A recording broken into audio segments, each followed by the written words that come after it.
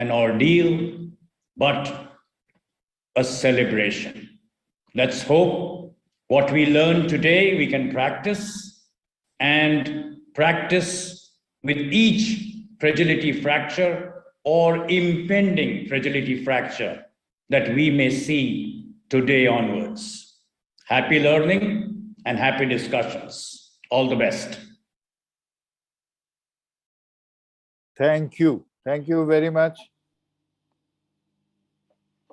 And now I will again share the screen. So in the meantime, now is the time for his address by Secretary General, Dr. Naveen. Thank you, sir. Thank you, sir. We are really amazed by the enthusiasm and the energy of Dr. Jha, sir. It's a fantastic program. This is the fourth master webinar on osteoporosis. And let me inform you that we have just finished the surgical management of osteoporosis and the case-based discussion here at Ahmedabad Orthopaedic Association. Good. And Dr. Vijay Katkar was our guest faculty from Nasik. And now we are going to learn about the medical management of the osteoporosis. And we are very much thankful to all the faculty for giving their 100% here to give your knowledge or tips and tricks about the treatment of the recent treatment of the osteoporosis. And we are thankful to the IT committee, Dr. Samsul Huda, Dr. Jawar Jetwa, and Dr. Ashok Shyam for coordinating completely. And now you will be able to visualize this webinar on our website of Indian Orthopaedic Association on that web page itself. So now all ongoing will come on our website throughout the year. Now you can click and see every webinar which is coordinated with the IOA. Thank you very much, and I welcome all the delegates on behalf of the Indian Orthopaedic Association. Thank you very much, sir. Thank you, Dr. Thakkar. And now is the time for the opening remarks by Professor Santanu Lahkar, who must be congratulated for assuming the office of President, Indian Orthopaedic Rheumatology Association. Yes, sir. Professor Lahkar, please. Good afternoon, sir. Can you hear me, sir? Yes, yes, very much audible. Good afternoon. I am disabled by the host committee for my video. Anyway, please ask to open up my video, sir. The host has disabled me. Anyway, good afternoon. Dr. Ashok, can you make his video on? Okay, so I stop share and then he can do it. Yes, please. Sir. Yes. All right. Yes, your video is so, on. Good afternoon, and my respected Jha sir and all the faculties and faculties from IOA. It's a great occasion for all of us that we are discussing today on osteoporosis, which is a very, very important subject, not only for orthopedics, rheumatology by orthopedic, but for all the specialty, it is becoming a very important subject. And now IOA is taking initiative to bring this osteoporosis into limelight. And I believe that today's discussion will help everybody in updating themselves, because every day there is updating. And when Jha is there, I believe that there will be more updating and fruitful discussion. Thank you, sir. Thank you. Thank you. Thank you very much, Dr. Lahkar. So, friends,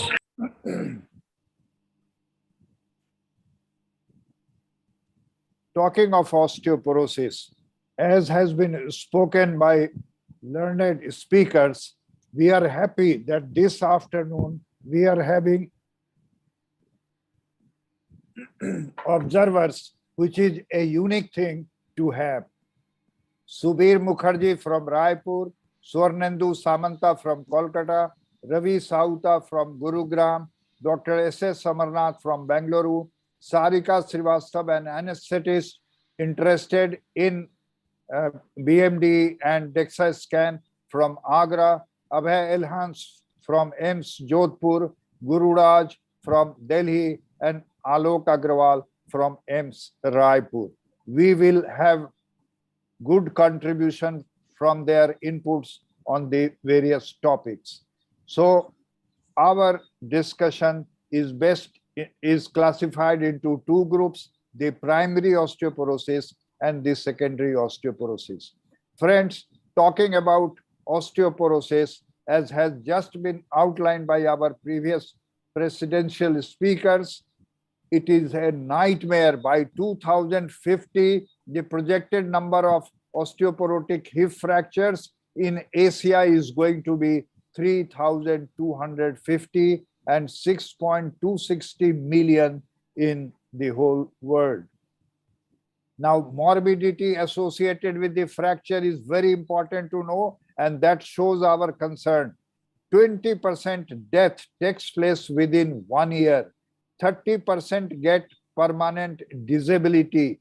Rest of the 40% are unable to walk independently. They require some aid, and 80% of the rest are unable to carry out at least one independent activity of daily living.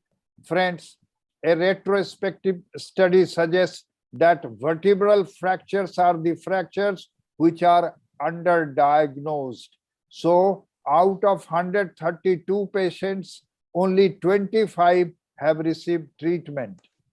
Well, talking about osteoporosis in India, which is relevant to us, we normally understand that female population has more osteoporosis, but there is a high incidence among men.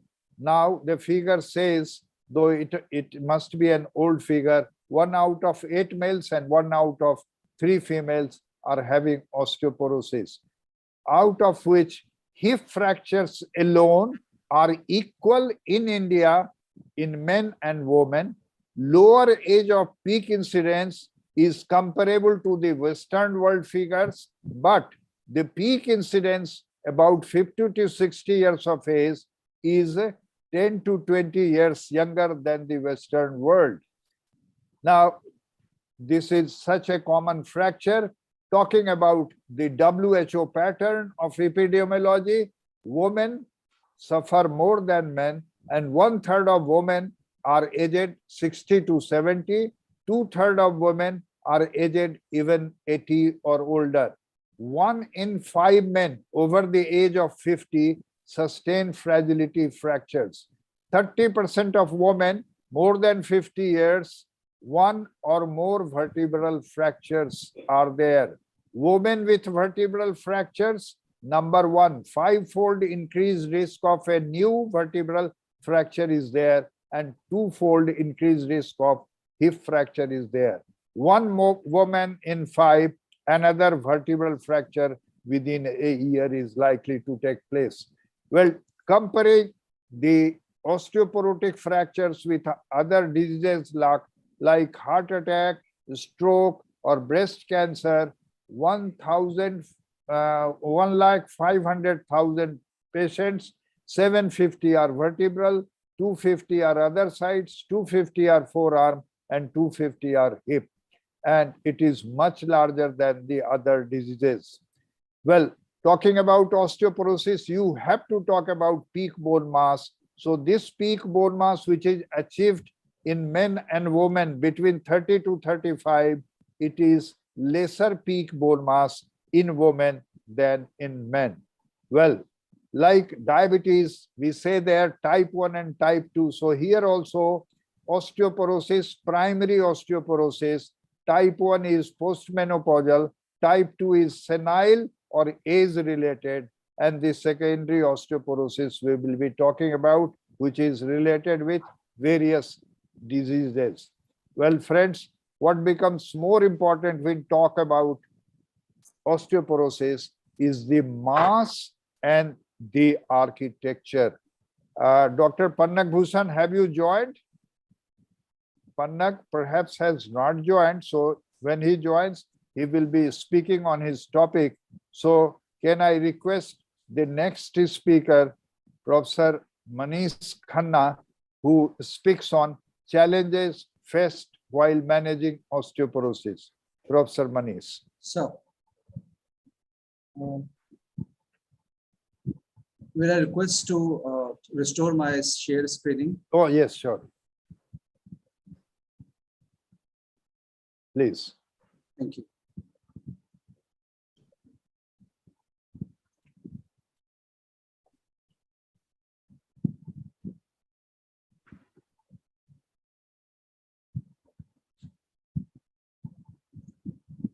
Well, a very early good evening to everyone. So as the topic which is allotted to me is various challenges which has been there during managing osteoporotic fractures.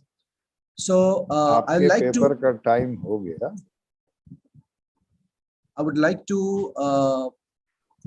the attention of the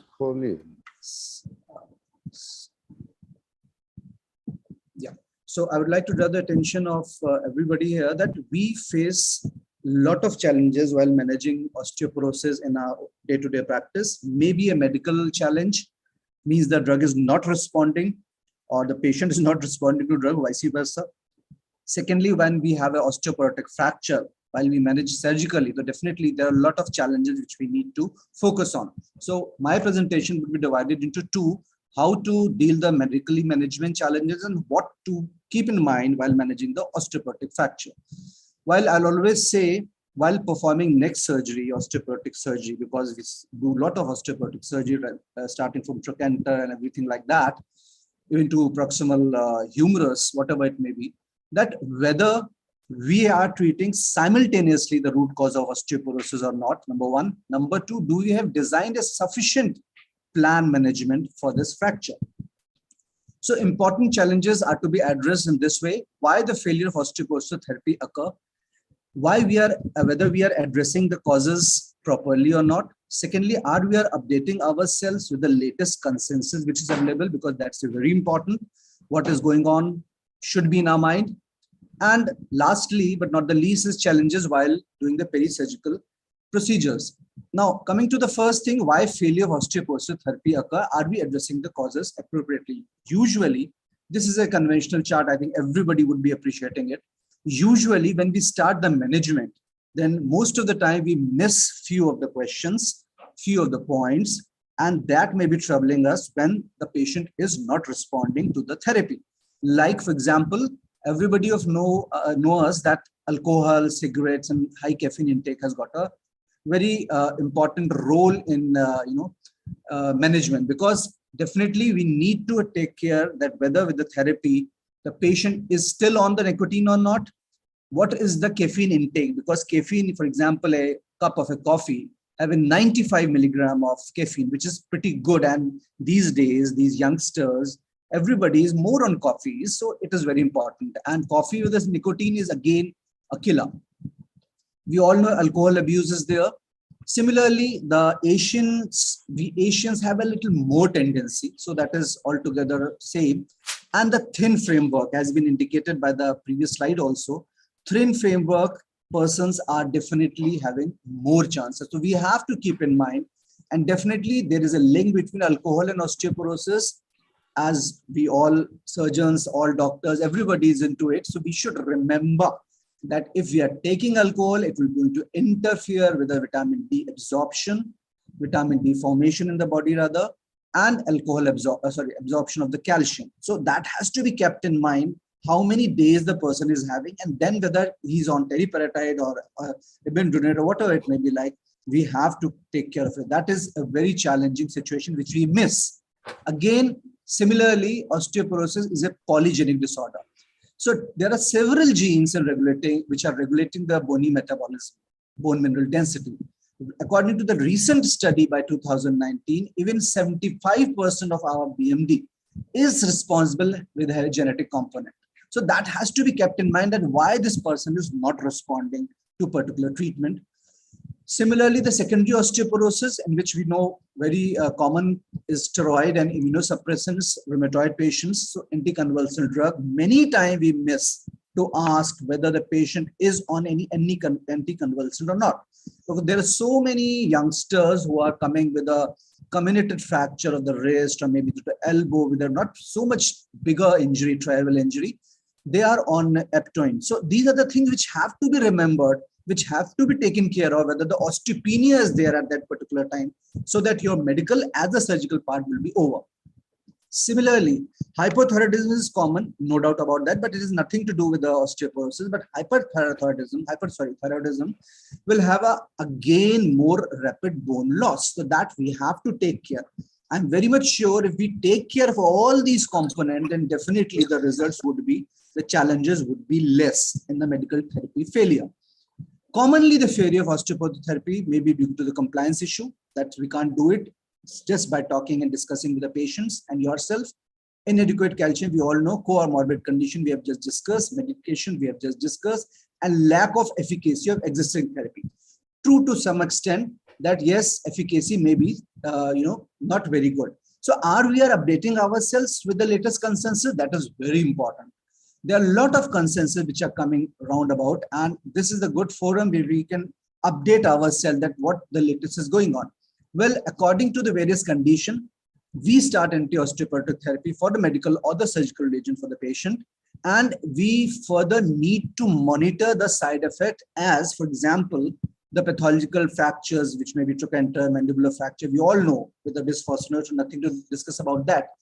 But the most important thing to remember right now here is still the American College of Physicians is recommending these 4 drugs, in which the denosumab is the latest one.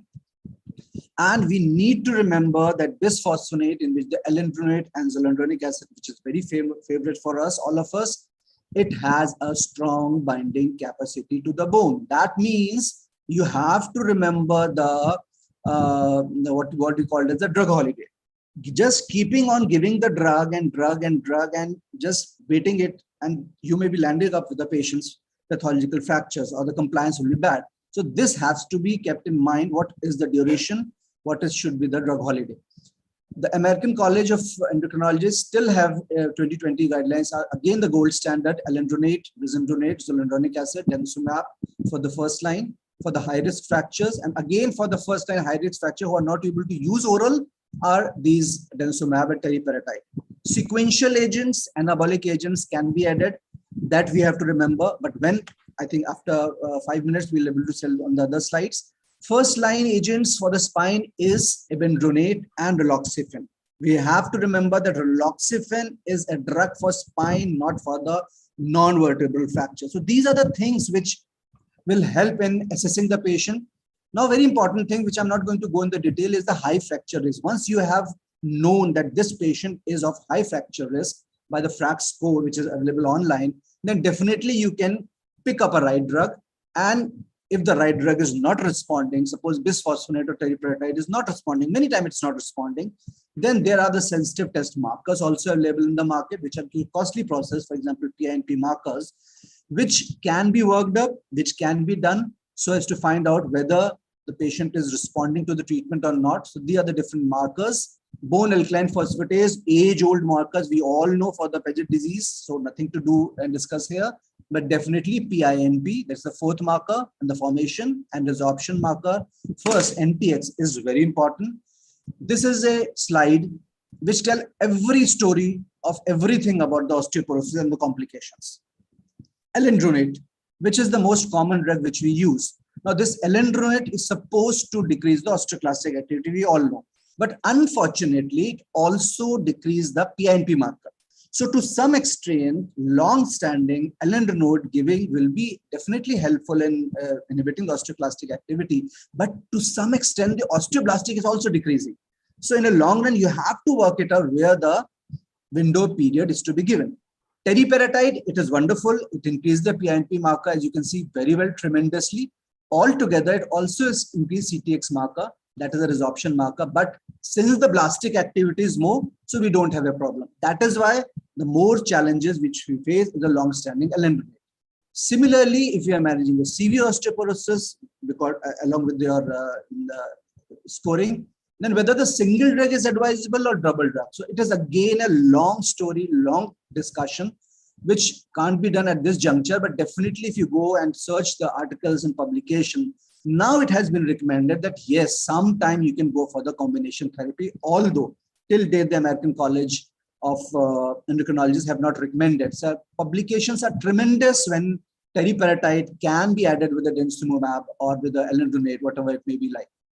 Similarly, when we are planning a surgical procedure for managing a fracture, definitely osteoporotic fracture will need a lot of attention.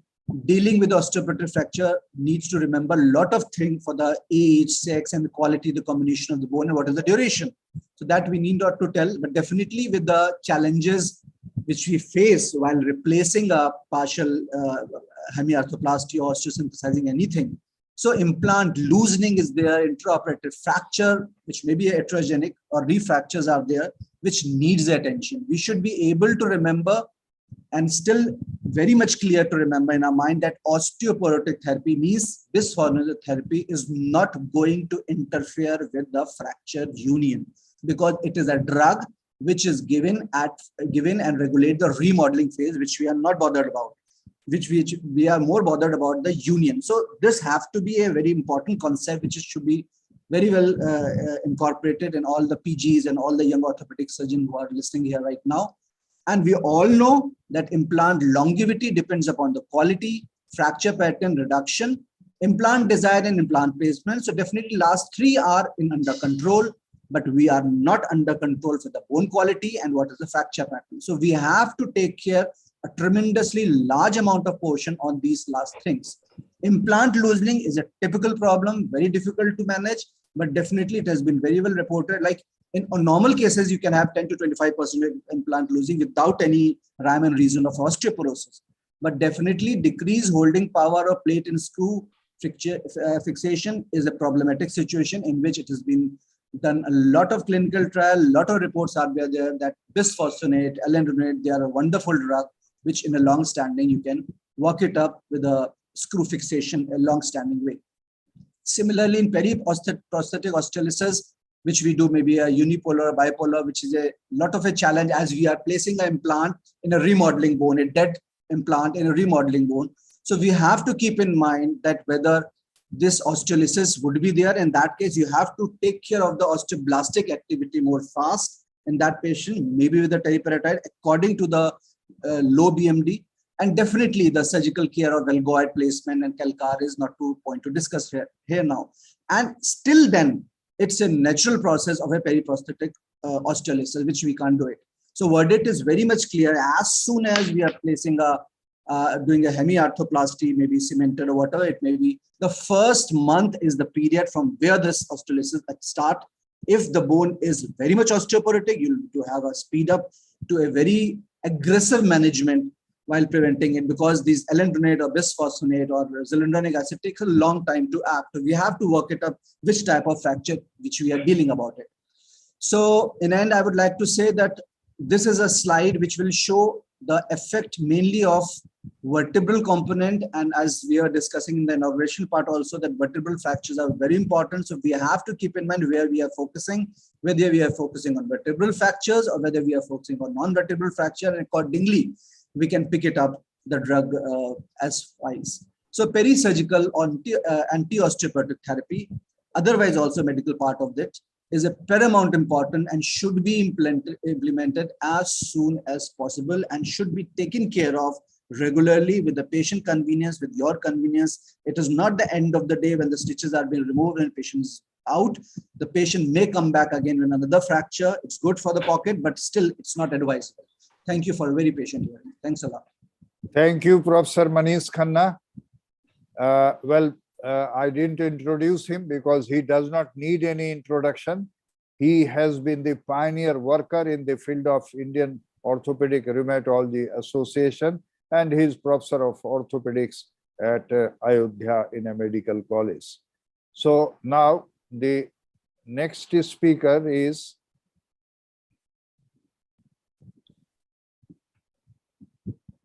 Dr. Sunil Marwa.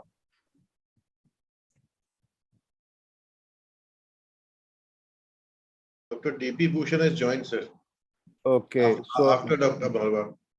Okay, so he will present after Dr. Marwa. Fine. So Dr. Marwa. Yes, sir. I'm ready. Yes, Moment, please. stop sharing the screen, sir. I will. Yes, sir. Right. Right. शुरू में ले जा इसको Good afternoon, friends and colleagues. Welcome to this session on osteoporosis. I'm Dr. Marwa from Gurgaon. I'll be dealing with the adult osteoporosis primary variety. Now, we must never forget the history and the march of science. If we forget these two things, then we are doing a lot of damage to our patients and ourselves. In that context, half a decade back in Florence, IOF meeting changed the osteoporosis management totally, which was there for last 25 to 30 years. And so I'm going to highlight a few of them. And what did they do and what did they plan? That's what is my impression. Yes, they said denosumab is the king of antiresorptives, but with a caveat, which I'll come to later, PTH variants not to be used as yet, because we don't have their long-term yeses and nos with them. Ultra-low dose estrogen patches, I'll come to them, we don't have it. But the main crux was, have we gone wrong in last 30 years of osteoporosis management? And this was acknowledged by Dr. Kenneth, the president, that yes, we have given a wrong message to the orthopedic community, and it's high time to change it and make our orthopedic community come to the foreline in view of the last 10 years of research, what it has shown. So the message was build the bone first with PTH and then protect it with antiresorptive. And why was it so?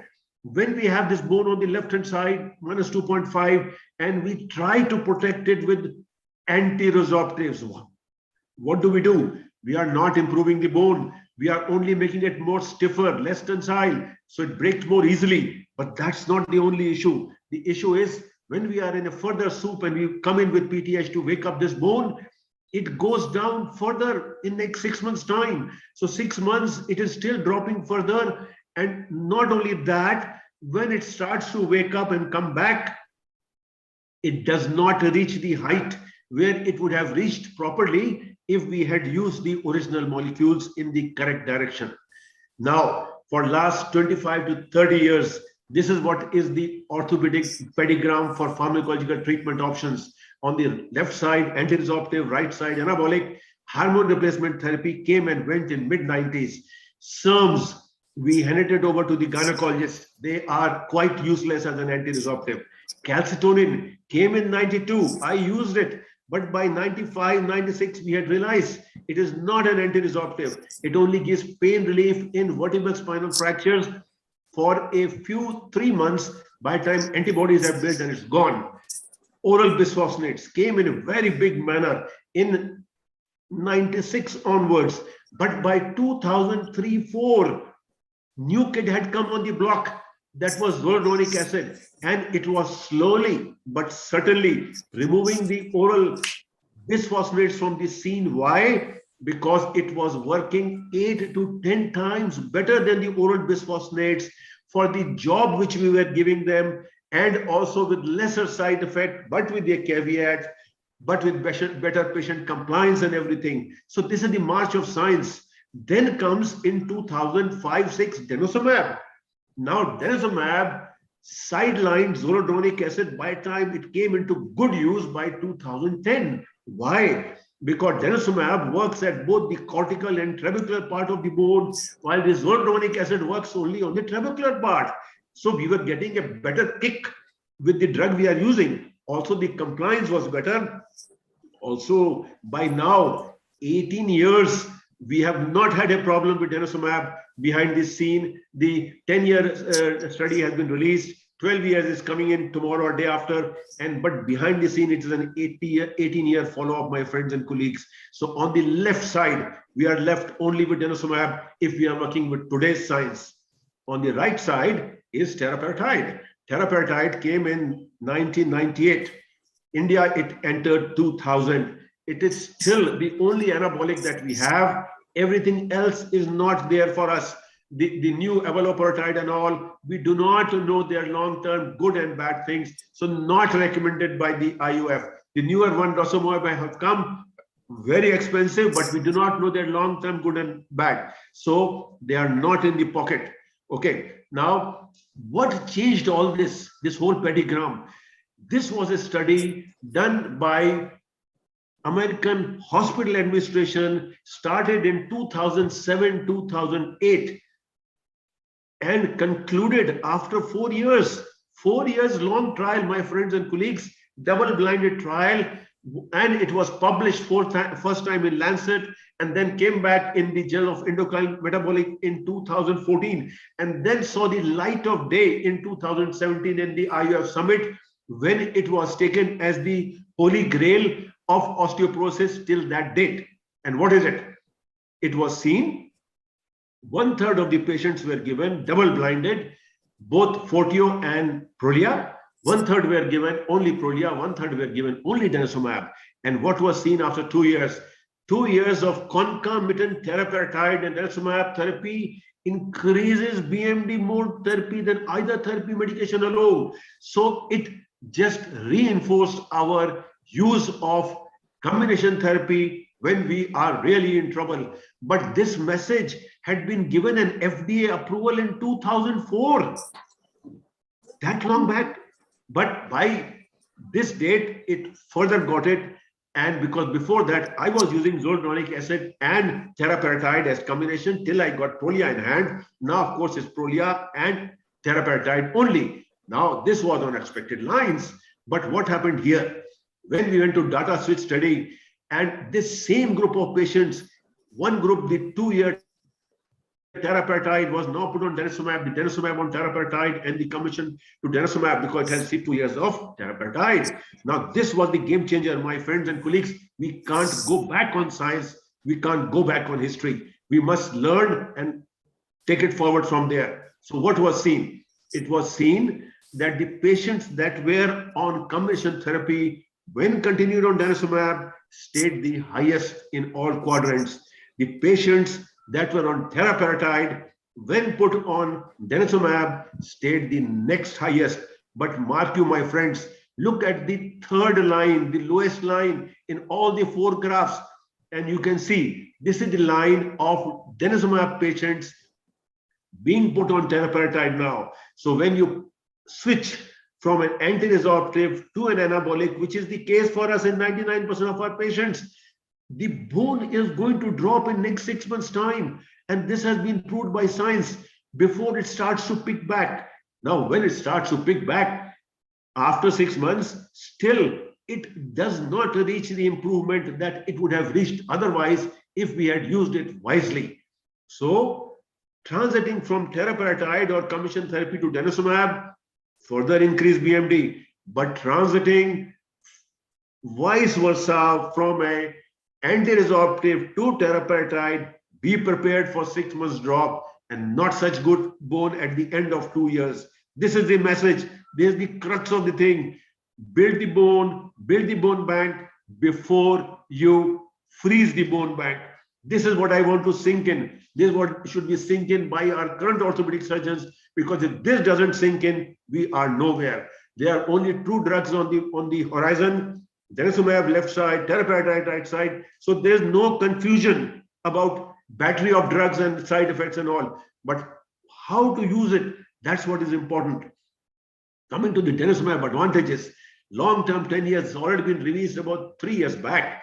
10 years continuous BMD increase and persistent fracture reduction, no therapeutic plateau required, no drug haldol recommended, more efficacious than all bisphosphonates in improving sustaining BMD at lumbar spine, unique bone type that uptake in cortical and trabecular bone, leading to improved bone quality parameters, highest BMD outcomes till date with an after teriparatide therapy, no safety concerns, not even one stress fracture in 10 years.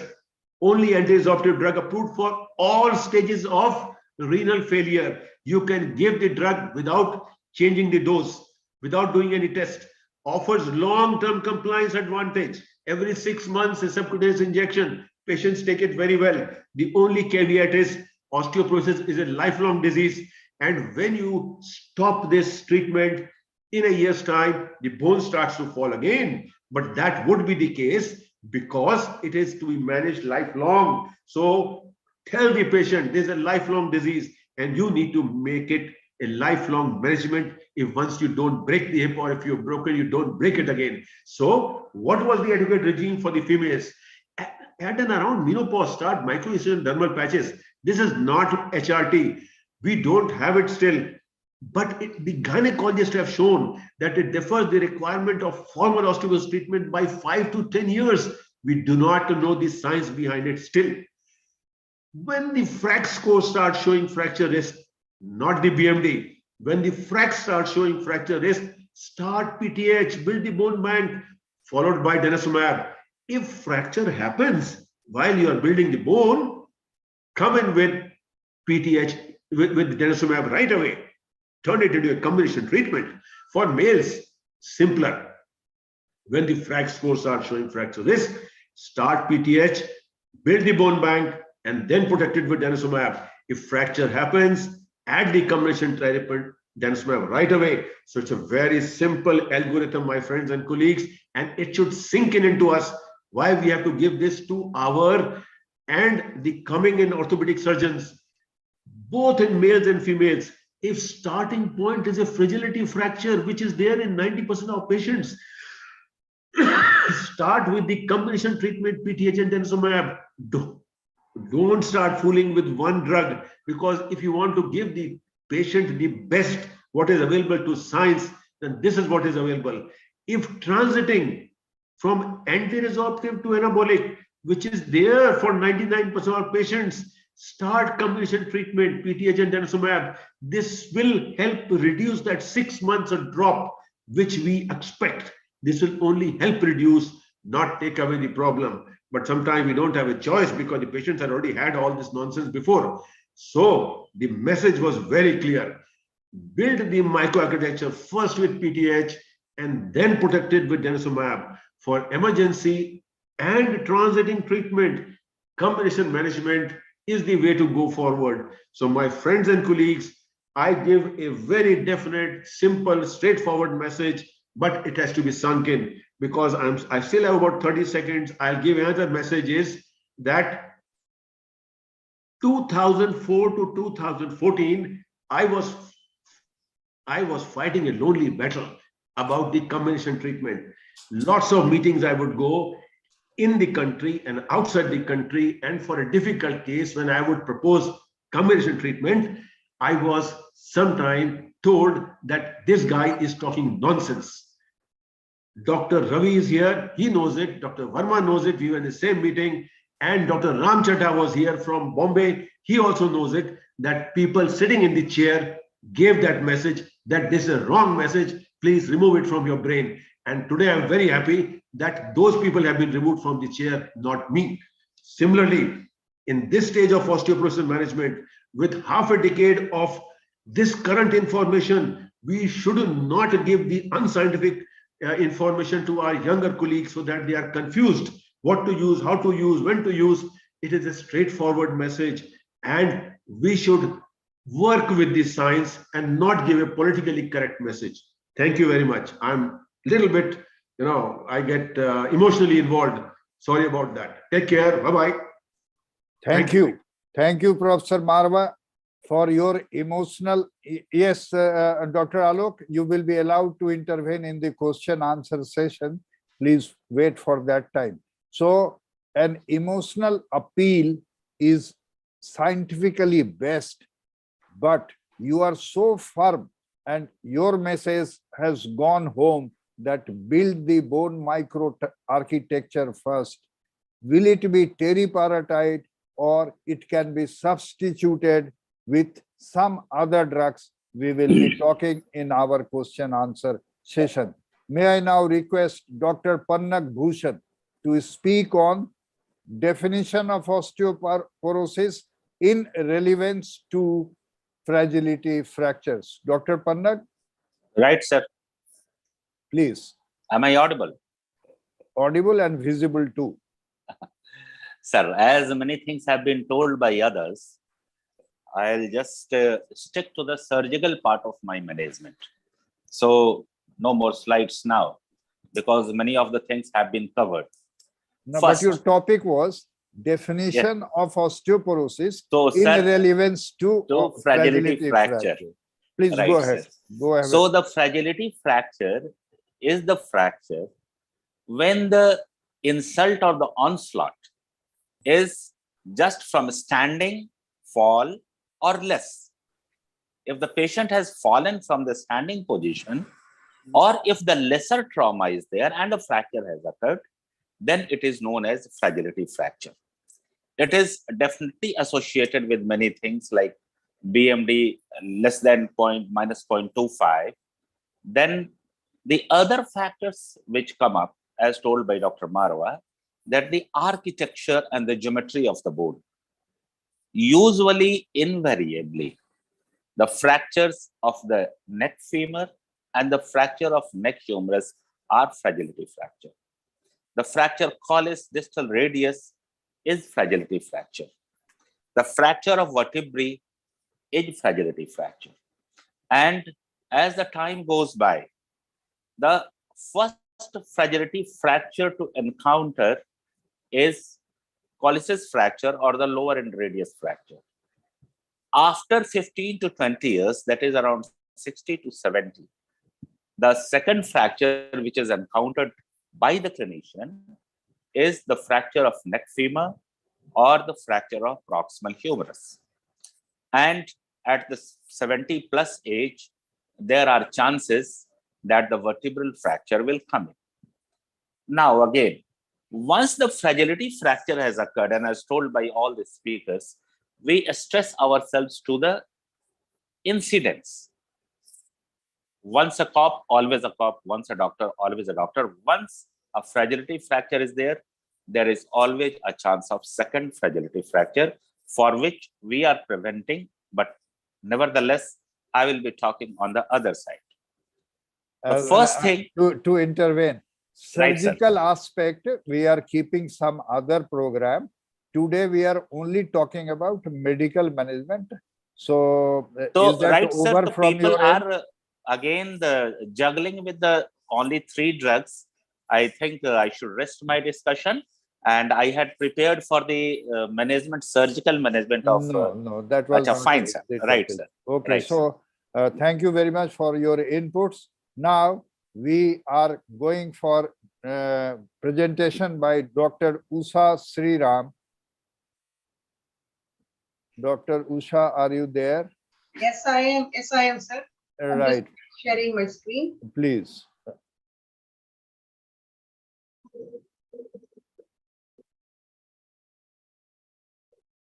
I think there is some mistake from my side. I should have stopped sharing. No, Oh, yes. Are you there? Take your, start playing it. 1 second. I'll share it again. Can you see it now? Yes. Okay, I'm trying to make it the full screen, but I'll Well, get started. Yeah. Right. Before Dr. Usha starts speaking, I must introduce her to this orthopedic audience.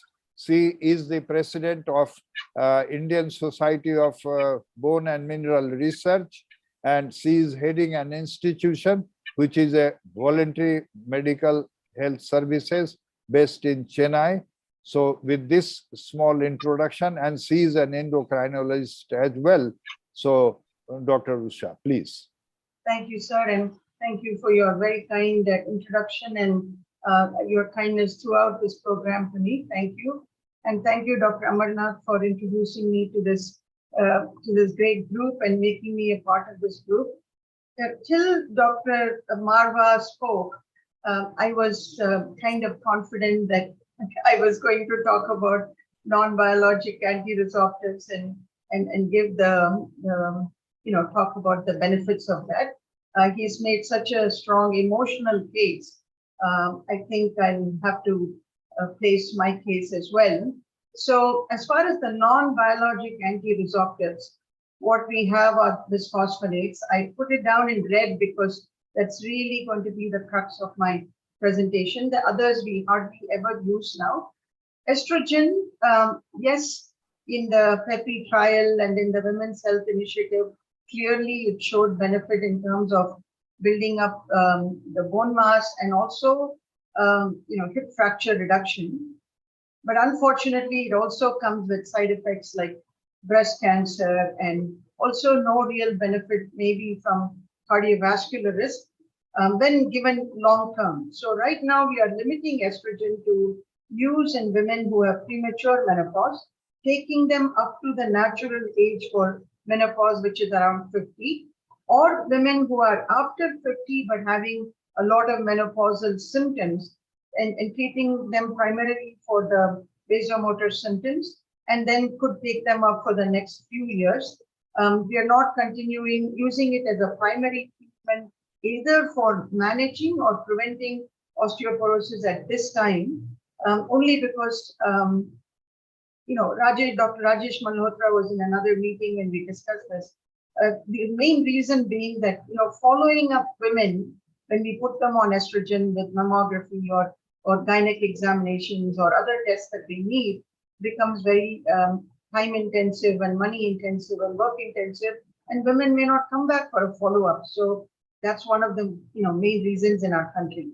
As far as SERMs are considered, they again have been relegated to an occasional use in women, either with a woman with breast cancer and has some bone loss. Using it based on the STAR trial and other things like that. Calcitonin really has not used as an anti-resorptive agent, but only as an analgesic agent primarily. Quick word about bisphosphonates. It's the structural analog of inorganic pyrophosphate, which is the benefit of that because it stays in the bone for a long time, and we are able to use it now, once a year, or even this data coming about using it once in a couple of years or less frequently, but resistant to the enzymatic hydrolysis. So bisphosphonate molecules are able to, through a rigid bond with the hydroxyapatite crystals, to modulate the skeletal turnover, in particular inhibit this osteoclast-mediated bone resorption. And it has been approved for, and the most important differentiating feature is that it causes apoptosis. And even the osteoclasts that don't die and that are still in the bone are become less effective in terms of their osteoclastogenic effect. Approved for use in postmenopausal osteoporosis, male osteoporosis, Paget's disease, osteogenesis imperfecta, hypercalcemia, and bone metastases. It's the use in bone metastases or in oncology that has actually caused some of the bigger issues that we hear about, whether it is the jaw issues or whether it is the atypical fractures. So, like I said, the key target, just wanted to mention that the key target seems to be this enzyme called FEPS. It's a small molecule drug. It induces apoptosis, which is important to keep in mind. Moving on, the main bisphosphonates that we consider are alendronate, risedronate, which are oral, and zoledronic acid, which is IV once a year, and ibandronate. Ibandronate has been used once monthly or every 3 months, but unfortunately, because it has no hip fracture reduction, it's really not part of an armamentarium of endocrinologists.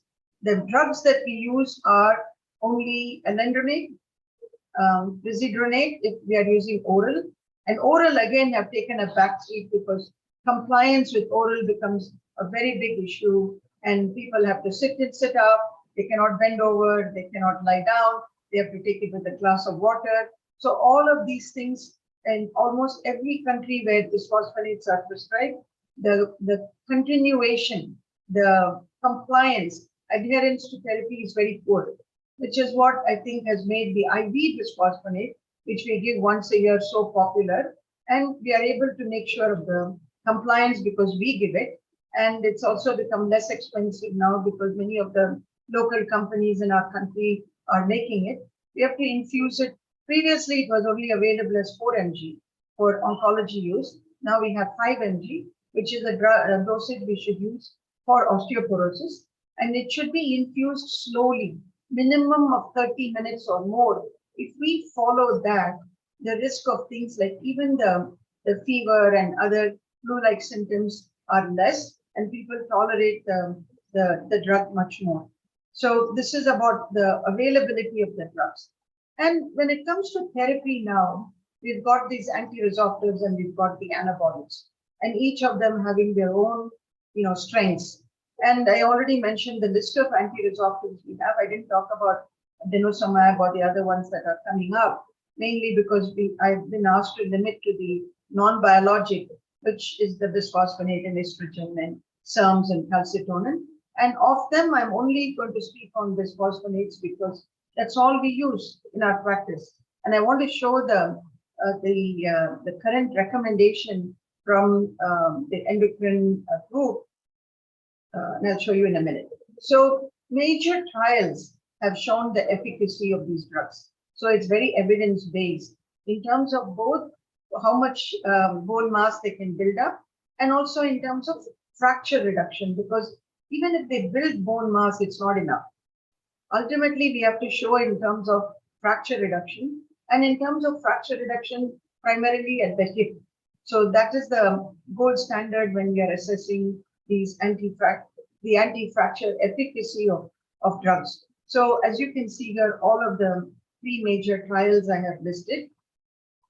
And I just want to show you pictorially in terms of the alendronate, how did they come up with this dosing of 10 milligram daily or 70 milligram once a week, or what happens with zoledronic acid IV.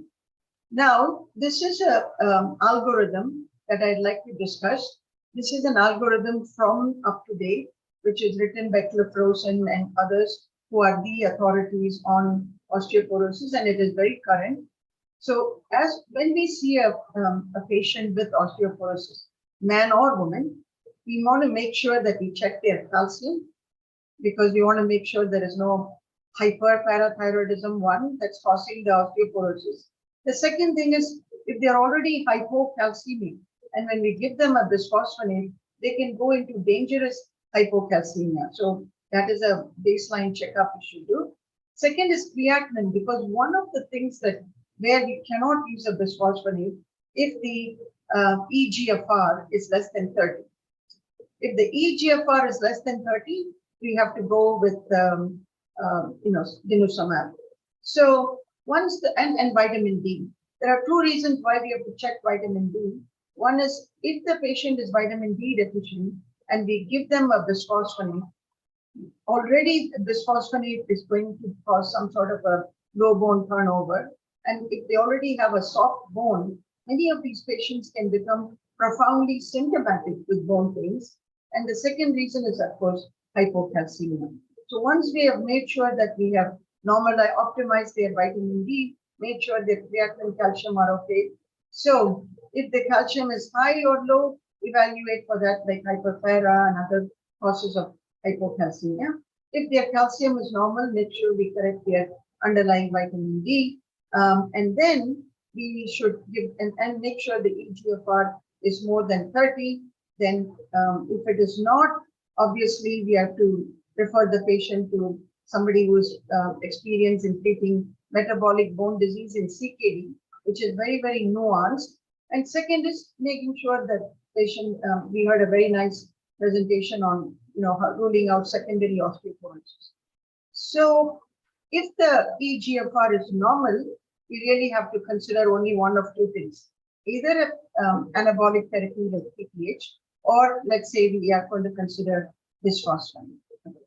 So if we are considering bisphosphonate, and where would I consider bisphosphonate? If the patient's, let's say their BMD is something that is not more than -3, patient does not have multiple fractures, or if they have not lost bone while on a bisphosphonate therapy, or if they have not had a fracture while on a bisphosphonate therapy, all of these things I would consider as an ideal candidate for bisphosphonate therapy. So begin with bisphosphonates. Do not use oral bisphosphonates if these contraindications exist, achalasia or stricture or varices or Barrett's esophagus, or patient cannot sit up for an oral bisphosphonate. And very importantly, nowadays, history of bariatric surgery with surgical anastomosis in the upper GI tract, like blue on white bypass. So if all of those are not there, this group recommend oral bisphosphonates because in the US and other places, insurance dictates what we can use, and cost is an important thing. But I personally, in my practice, have moved almost completely, pretty much completely to IV bisphosphonate. And if they have any indications for starting with the anabolic therapy, I would go ahead and start the anabolic therapy and subsequently follow it up with the anti-resorptive therapy. So this is kind of a sequential therapy, starting first the anabolic, following up with an anti-resorptive. Or you first used an anti-resorptive, gave some time off, and then gave the anabolic based upon how their baseline BMD is. This is how I would manage my patients with osteoporosis. So the contraindications I already mentioned, very important to keep in mind, is esophageal issues, inability to sit up, at risk for aspiration, that's also important. Hypocalcemia should be corrected prior to initiating therapy, and the eGFR. And the thing is, keep in mind many of the esophageal issues that we have to keep in mind. How do we prepare the patient before they go for a bisphosphonate therapy? The biochemical estimation, assess comorbidities that will alter the administration, carefully taking a history, and of course for invasive dental procedures. This is something that we sometimes tend to forget. For both oral and IV bisphosphonates, we must inquire the patient about imminent plans for invasive dental procedures like extractions, implants, discuss risk factors for developing osteonecrosis. It's a very, very rare complication just for osteoporosis management. In patients with cancer or who are on glucocorticoid-induced osteoporosis, the risk is higher, or they have other comorbidities. So, and for example, baseline gingival disease and things like that. So it's important that we take a good history. So next question is, how long do we give it? So there's good data for up to 10 years, but usually after 5 years, we can consider a holiday. Actually what we do with IV zoledronic acid is just give it for 3 years. And if they have a stable BMD, no previous vertebral fractures, and who are at low risk for a fracture in the near future, we should consider discontinuing the drug because it stays there for a while. But however, for women at the highest risk for fracture, history of osteoporosis, fracture before or during taking therapy, T-scores, like I said, below -3, or who are taking alendronate or azidronate, you can continue it longer, even up to 10 years, as clinical data shows maintenance of BMD and fracture benefits with no increased risk of adverse events. Here, I just wanted to add one thing. During this COVID time, one of the problems that we had with denosumab was it has to be given every 6 months. And if you don't give it, the patient is at increased risk for fractures. So if they don't follow up, so that's something, an important point that we have to keep in mind. For whatever reason, if patient cannot come back, they're at greater risk. Then if we have discontinued it for whatever reason, for patients in whom bisphosphonates have been discontinued, what you have to do, you typically restart it when there is persistent bone loss, approximately 5% at the femoral neck, or at least 2 BMDs taken at least 2 years apart using the same naked model DEXA scanner. So just an idea of when you can restart bisphosphonates. Is there ever a time when you just temporarily pause the treatment? So suppose a woman has a fracture, or a man, while they are taking a bisphosphonate for less than 5 years, and they have a typical osteoporotic fragility fracture. This group, they say, we do not discontinue bisphosphonates because of concern about delayed fracture healing. After all, we are talking about bisphosphonates, suppressing the bone resorption. And as it was mentioned, there is crosstalk between the osteoblast and the osteoclast. And so there could be suppression of bone formation also. So we are always worried about fracture healing. So however, this is not a really major concern. However, in a retrospective study, when they looked at patients with a distal radius fracture, compared with patients not taking bisphosphonates, with those taking bisphosphonates at the time of the injury, they had a longer time to radiographic period in this study. in a bigger study of 19,000 patients with fracture of humerus and all of that, there was no difference between pre-fracture bisphosphonate exposure in patients with non-union and 810 matched controls without non-union. So it is really a clinical decision up to you. You can pause it for a while and then restart it later. Last question, can it be given post-fracture? So again, the recommendation is typically initiate 2 weeks post-fracture, as long as the patient is able to sit up. This is for oral bisphosphonate. But in a big, huge study called the Health Outcomes Reduced Incidence with Zoledronic Acid, the Horizon study, older patients were assigned to receive either IV bisphosphonates or placebo within 3 months of surgical repair. And what they found was overall incidence of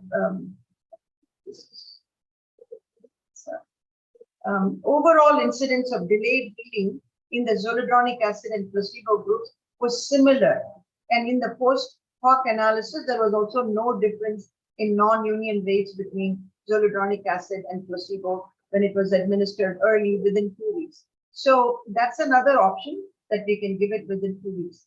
The two big fears that we have with bisphosphonates are atypical fractures and, of course, the osteonecrosis of the jaw. I just don't want to talk about this to orthopedic surgeons who know most about these complications of bisphosphonates, typically happening in people who receive it for oncology patients and not for the conventional osteoporosis treatment. But there are some early clues like pain or other comorbidities that we need to be watchful for. And actually those arrows pointing to stress fractures. So if we are able to, preemptively look at people who are complaining of pain and making sure they get adequate vitamin D and calcium and keeping patients aware of these potential complications, and then they should report to us.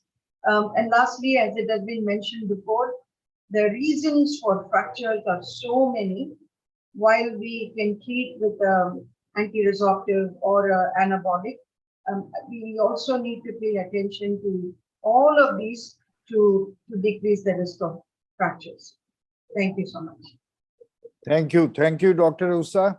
After Dr. Marwa's presentation, we are happy to learn that bisphosphonates are still in use, are beneficial to the deserving patients, but you have to look into the pros and cons before instituting this particular drug. Now, all the topics are open for discussion. And before I hand over the discussion part to Dr. Dilip, Dr. Swarnendu, are you here? Yes, Dr. Swarnendu Samanta had organized recently Orthopaedic Rheumatology Conference. And it was during the conference I learned that he has firm views about the use of these anti-resorptive drugs. So can I have some inputs from you, Dr. Samanta? Yes, this is a Namaskar, sir. This is a privilege to be here in this great platform and with this expert faculty. In our country, probably, I think we'll be taking the opinions from the seniors. We all advocate the bisphosphonates, like my choice is the alendronate. So I the typical fear that probably after 3 years, probably we are going to have the atypical femoral fractures. But nowadays, the recommendation is that we can continue till for 5 years. So what is the view of the other expert faculty, Namarnath, and others? Yeah. So in your question, you want to have the limitation number of years before you switch over to drug holiday. So how long the other people they are prescribing the alendronate for like 3 years or 5 years? I personally would prescribe it for 3 years, at most 4th year, and would be ready to stop it because the patient may not come and might continue because of the advantages that the patient has. So before the 5th year, I will start cautioning my patient from the 3rd year itself, no more for 2 more years. Can you talk with Marwa, because Marwa has got a that is what Dilip said. First of all, because we are on the road of preparing a consensus statement. So first of all, the first question for this should be not the duration, but whether we should use oral or IV bisphosphonates or not. Then we come to the duration. The duration is okay, understood. I also gave it for 3 years, like Dr. Jha. But whether we should use these bisphosphonates or not, put it in the chat box. Put it in the chat box, because we are forming a consensus statement. I think, Right. yeah, as been expressed by senior endocrinologists also, and I've also tried to explain. Bisphosphonates are the wonderful drug, safe drug, which should be used, and till data, there is no question that it should not be used. There is some other That is what I possibility. say. Put it in the chat box so that we come to a consensus, a majority consensus. That is Correct, correct. Right. Dr. Dilip, now you can proceed with other question and answer. Dr. Alok Agrawal wanted to say something. Dr. Alok, are you there? Yeah, let I am very much here, sir. Please. Thank you. Go I just ahead. wanted to say that if you heard Dr. Manish saying, when we use biphosphonates, it does not only remove the osteoclastic resorption, but it long-term use decreases the osteoblastic activity also. And that is the limitation why after 3 years, 4 years or 5 years, or as Madam was saying, at 10 years, there will be a fracture because there is no osteoblastic activity. I also wanted to point out the thing that by giving osteoclastic resorption stoppage or this, is there a means of bringing about the bone becoming metabolically active in old age? Why not keep it young with the daily turnover? So some people, and I also have been doing it for the last 10 years, we go for the Arcadian method. It means in the first month, we go for osteoclastic resorptive agent. I use ibandronic acid because it's once a month. The second month, I give a dose of teriparatide that comes 30 to 35 doses. Then in the third month, I give a drug-free period. After 3 months, again, we start the same regimen. And I have found that the people are very happy. They don't get any fractures or any side effects. And we are maintaining the principles also, as was pointed out by Dr. Manish Khanna. And right, your accordion, yes, Swarnendu. Sir, Alok, the problem is that it is the ibandronate, though it is a very friendly for the patient because the monthly dose. The problem is that it has got no the BMD in the hip fracture. It doesn't make any change. That is the problem. That is the problem with the ibandronate. That is what I am saying, that it is useful in the hip, or useful in the spine, or useful for other fractures. That is what the company people are promoting in literature. But I am using it for the last 10 to 15 years. And I am finding I would like to point out one very important thing. Can I, Manish bhai? Alok bhai, is this your regime or it is a recommended regime from somewhere? So, the Rockwood in green is mentioning the regime. This regime, which has been mentioned by Professor Alok, is also being utilized and used in AIIMS Bhubaneswar. Now, my question and my solution is, alendronate, bisphosphonate, we are using since almost more than decades. How many of us, good practitioners, have seen pathological fracture? None. Now, this regime is good. Now, the question is, how much fracture fragility risk is there? What you are saying, Professor Alok, is good, but it will take another many years to prove it that it is good. As been mentioned by Dr. Marwa also, definitely, yes, it can be used together, but it should be used in the condition. We can't have a thumb rule altogether. We can't rule it out that bisphosphonate is a bogus drug. It's still the gold standard. But yes, definitely what you are saying, Professor Alok, and what we used I have not said biphosphonates are wrong. I am saying it is the very first true, step very in true. But making I think metabolically active. Very true. But the consensus, if it's to be formed, it should be formed along to the last 10 decades use, and still the gold standard is bisphosphonate. And definitely, as been pointed out by Professor Dr. Swarnendu, you have to work it out whether you are treating a vertebral or you are treating a component with the vertebral altogether with a hip. In that case, ibandronate is not to be used. But if the vertebral portion is most to be used, ibandronate is right good. Again, it's a bisphosphonate. But so if I think you say like this, then most of the people will say that you do serum parathyroid hormone levels. If it is normal or high, then why give the drug? But still you give it because in that dose it makes the bone anabolically active. So I think it will take many few years to make out with the good publications to prove it in that way. What about the vertebral fractures? What is your regimen? Definitely, ibandronate is the best drug for the vertebral fracture if the patient is, in that case. But if you want to go for a surgical intervention in which there is a collapse is there and you want to go for a surgical intervention, better go for a teriparatide for 1 or 2 months and then go for surgical intervention so that osteoblastic activity is sufficiently been increased so as to support that vertebroplasty or kyphoplasty. But definitely in a non-risk zone, ibandronate is a wonderful drug. It's been expressed and proven wide enough. Oral Any experience about the calcitonin? Calcitonin does not have got any osteoblastic activity, osteoclastic activity. In a spinal fractures, calcitonin. Yes, I will tell you. It is only in spinal fractures that calcitonin should be used for a limited period of time, only because it limits pain. Only for the pain, nothing for else. Nothing for else. Not for that it is helping osteoporosis. Nothing. It is not helping. It is a misnomer. Medical companies are coming to us. Please don't prescribe for any osteoclastic activity. And there are reports that on long-term use, there are malignant changes. True. So yes. We do not use it for a long time. Right. But if the patient comes with some sort of compression fracture, even 10%, 20%, only for pain. Given for 3 months, the patients are very much gratified. Right. Okay. So we have been trying to come out with what is our stand today regarding use of anti-resorptive drugs, non-biological anti-resorptive drugs. Dr. Usha has made a correct judgment and she has said that the results are beneficial. Now, once again, we will like to go back to Dr. Marwa and have his opinion again. Number one, he always quotes International Osteoporosis Foundation 2017 meeting. So first of all, in the last meeting, Dr. Ram has said that the current website of IOF still mentions all these drugs. So any clarifications, Dr. Marwa?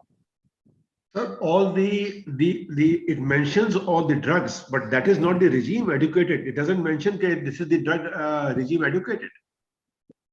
So there's a difference. They are just telling you that these drugs I have this much, but it is not telling that this is the regime educated. And the issue with oral bisphosphonates is that the largest trial done across the world in UK, free of cost, in the late 2005 or 6, the oral bisphosphonates, the maximum uptake of the people was by 14 weeks. Nobody wanted to continue beyond that. And the drug is so slow, it doesn't have any benefit if you use it for 14 to 16 weeks. And none of the trials have shown that it has the patient compliance is there. And there has been a study about discontinuation of drugs also. They have found that if you take it for 1 year, if you take it for 6 months, results are almost the same. And breaking the protocol doesn't affect the result. Is it right? Right. There had been papers on this. And besides, personally, I had been an advocate of zoledronic acid just because the compliance is a problem. Right. But what I do a creatinine and calcium level, give injectable of vitamin D initially for 2 weeks, and then I apply it. And again, I'm very watchful for 4 days, looking for any problems. That's all. Thank you, Dr. Pannak. Dr. Usha. Yes, sir. You have rightly said that initially 4 milligram dose was available for oncology use. Correct. I always keep on wondering that we orthopedic surgeons are using 5 milligram for intravenous use, zoledronic acid. Correct. So what is this? And the oncologists keep on repeating their regime every month almost, because there are secondaries in the articular system. So this 1 milligram difference and this repetition cycle. Will you be able to explain little? So, sir, I think this 1 milligram was more from a commercial, Right. because they had to, when they had to market Agreed. Agreed. market Yes. for osteoporosis, they Now- came up with this number. Right. And they wanted to get the patent for the osteoporosis drug, so they had to get that. But as far as the oncologists using repeatedly, I mean, they are using it for a very different purpose, and knowing the potential side effects from the benefit of using it for the bone mets, I think for them outweighs the possible risk of osteonecrosis of the jaw or atypical fractures. I think that's how they look at it. Right.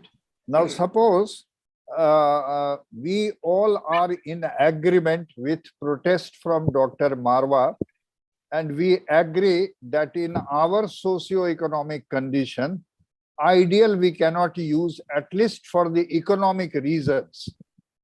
You have opined that IV form, that is zoledronic acid, is a better form of administration of bisphosphonate. Correct.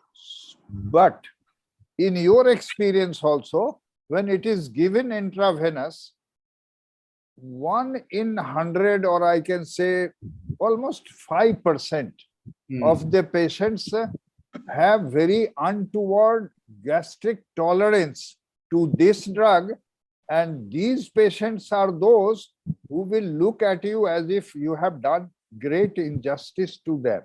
Yeah. So can we really recognize that this is one patient who will not, whose intestinal tract will be friendly to this drug or will not be friendly? So, sir, I completely agree with what Dr. Marwa said about the uptake of the oral drug was very poor, and they did that by comparing prescriptions filled in the pharmacies, refilling, and they found very few people were refilling. So it has a lot of reasons. It's everything from remembering once a week treatment and then having to go through that morning routine. And in Indian people, you tell them their coffee has to be delayed, and they feel as if it's a major punishment, even if it's once a week. And so there are many cultural issues also with this once a week treatment. And also our patients have a lot of GI complaints. So a great deal of detailed history taking about their GI history, GI complaints, and whether they'll be able to take this medication. If that is done and they are enthusiastic, I think only those people, and I would prescribe the oral. And just to tell you, in the last 5 years in my private practice, I haven't used oral bisphosphonate even once. There you go, sir. See, Right. there you go, sir. That is the proof of the pudding. Exactly, Marwa sir.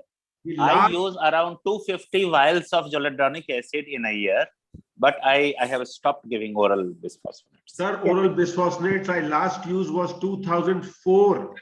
After that, I got it. Now, this is a point that Dr. Marwa made. We Prescribe come, a single patient Right, with right. bisphosphonates. Dr. Marwa, this is a point you made. So, can we conclude this bisphosphonate issue by saying that bisphosphonates are not in the dustbin, but oral bisphosphonates are? Yes. Yes, and Yes, before instituting intravenous zoledronic acid, I think counseling of the patient becomes important. You have to forewarn them. You will get body ache, you can get some fever, but they are only there for 3 to 5 days, and later you feel much better. Doctor- I have occasions when same patient comes back with their neighbor. Doctor, I had few problems for initial few days, but I had great relief.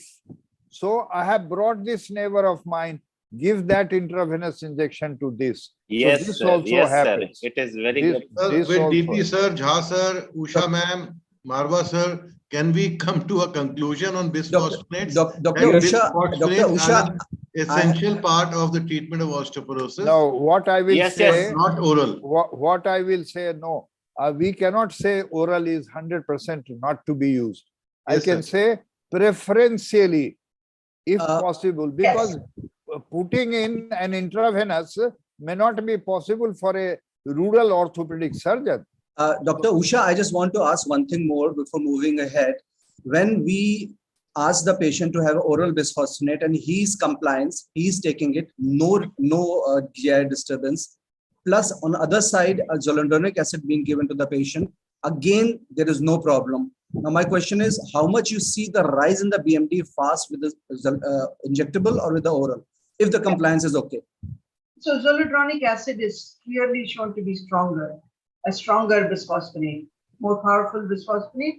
So even for that reason, I would prefer that over the, see, the only issue is in India, it has not been too much of a problem for us in terms of getting the patient to come to the clinic and having a nurse trained in how to give it. But in other countries, that whole coming to the doctor's office and getting an infusion itself is a production. So for them, just writing off an oral bisphosphonate is easy. So logistically, for many of us, an IV bisphosphonate, as long as we have a trained person, know how long to give it, how to do it, the patient has to be given a prescription for something like a dolo or something for 3 to 4 days, keep it with them. And I actually ask them to preemptively take it every 6 hours to abort the attack. And also to know that in the subsequent infusions next year and following year, it will be much less or none at all. This is more of an acute phase thing that they have the first time and less in the next and less in the next. So once they hear all that, they are more reassured. Even if the T-score is not bad, it is an early stage of osteoporosis. Even then, you'll prefer to have a injectable zoledronic acid as compared to bisphosphonate oral for another 3 years of time. So it's like this. The NORA data tells us that more people fracture when they are in the osteopenic range. So. Perfect. Okay, so because of the constraints of time, before we really move into the second part, I have two informations or two inquiries from Dr. Marwa regarding denosumab. Luckily, this is a real wonder drug. It can be used for 10 years. But one point that it treats underlying disease with substantial and sustained fracture relative risk reduction. This is very important, that relative risk reduction of a fracture over 10 years, vertebrae, it gets reduced by 68, 40% in the hip, and non-vertebral 20%. So Dr. Marwa, you agree to this? Yes, sir. This is a statistics from Freedom Study. Yeah. And the second part of the Freedom Study published in JBJS 2012, that it does not interfere with fracture healing, because there can be a misunderstanding that it will promote fracture healing. So it does not interfere with fracture healing in postmenopausal women. But broad spectrum anti-fracture efficacy is there. BMD rises at 2 years. So this is a very valid point. It will be only at the end of 2 years. And somebody was talking today in some morning webinar that I do not like that BMD is compared between the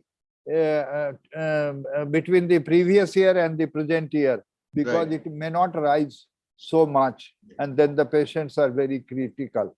Uniquely improves bone quality, acts on, this again is very important, both cortical and trabecular bone, and definitely synergistic benefits when given with teriparatide is the ideal indication when the fracture risk is very high. So, Sir, Doctor, So, yes, Sir, please. Can I ask two more questions. One of Yes, them may be please. sounding stupid, but we need to clarify for the benefit of the general orthopedic surgeons Right, all around the please. country, sir. Please go ahead. This is to Usha ma'am, Jha sir, Dilip sir, Marwa sir, senior orthopedic surgeons. I don't know whether Ravi Sauta sir is here.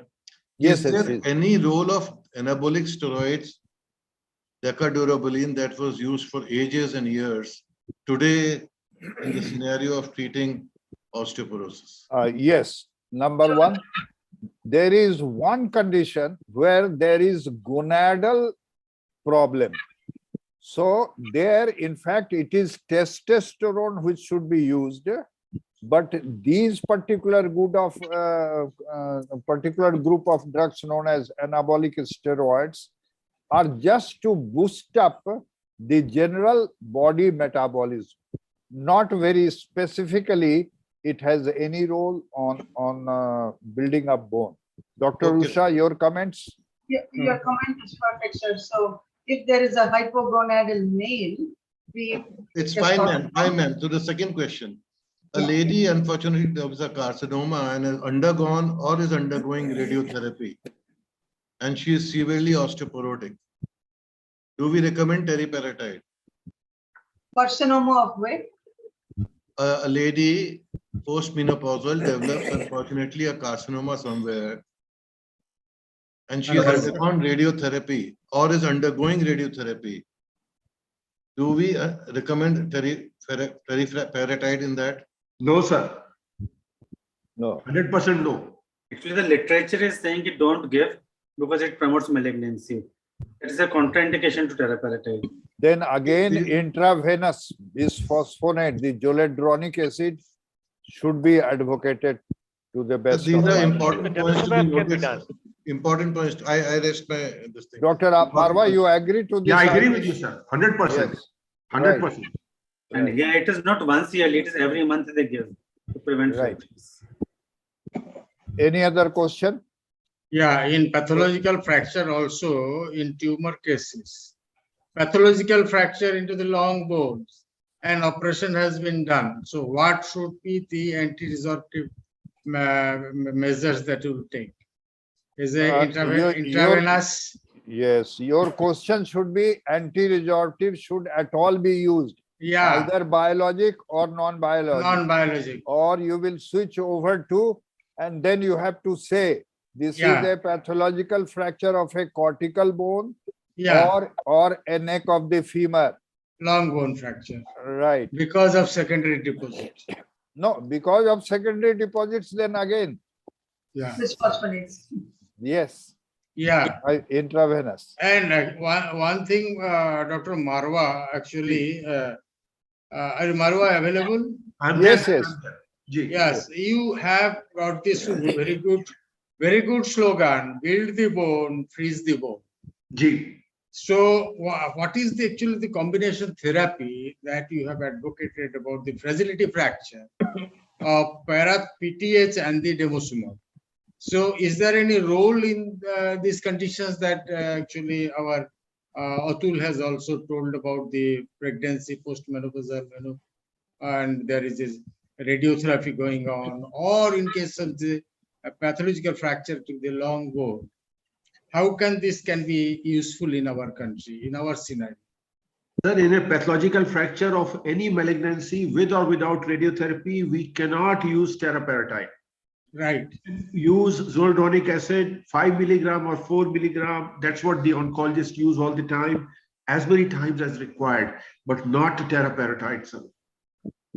So with constraints in time, Dr. Dilip, we need your permission to for your concluding remarks. Yeah. And the remark number one I will define is that non-biologic anti-resorptives are not out, maybe on the verge of being out, but for our Indian subcontinent, I would say you have to take your own decisions.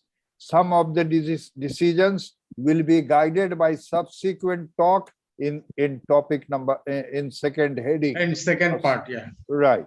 Anything else you want to say, or you will hand over back? Yeah, just one line I like to say to Usha madam, because she is new. to our fold. And you, Usha madam, you know, the bandmaster of the orchestra. Endocrinology is nothing but the bandmaster of the orchestra, and has got the control over all the activities of the body. So, what is your last line or advice to the treating orthopedic surgeons with osteoporosis? Primary, not going to the secondary, primary osteoporosis. How they should treat it? How will you proceed with that? All orthopedic surgeons. So I think we'll go for investigation first. We'll go for this analysis of your endocrine analysis or anything that you like to advise us. So very basic investigation, like I mentioned, calcium and creatinine and vitamin D, that's very, very important because that itself will rule out most of the serious things we are thinking of, hyperpara and osteomalacia due to vitamin D. Once that part is done, then it's also easier for us to go ahead and treat. I still strongly believe that we should consider not in very poor, if it is very poor bone density or multiple fractures or previous treatment with all of those conditions, go straight with teriparatide. Otherwise, go with bisphosphonate. And then I don't do combination, I do sequential therapy. Right. Right. Thank you. So, thank you. Thank you, Professor Jha. All the previous speakers are requested to be present till the end because we may like to have inputs from them. So, Dr. Usha, you are also requested to remain. I'll be there, sir. Right. So, we are talking about secondary osteoporosis, and there are congenital conditions regarding our young friend. Dr. Mohit will be talking about diet, various drugs, endocrine disorders, systemic and renal disorders, and especially respiratory disorders like COPD and asthma, where steroid is regularly prescribed, including rheumatology disorders and GI diseases in which gastrectomy, primary biliary cirrhosis, etc. are there. So they all can be responsible, including renal diseases.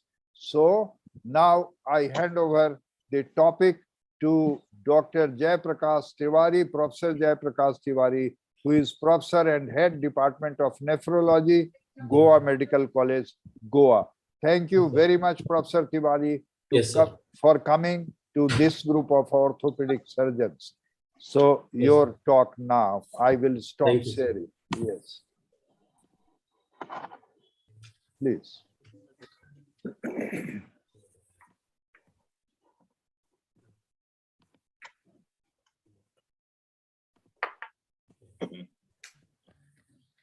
Can you see, sir? It's visible? Yes, visible and audible, both. Time is 5-10 minutes. You have 8 minutes to go. Right. I'm going to talk about the secondary osteoporosis in the renal disease.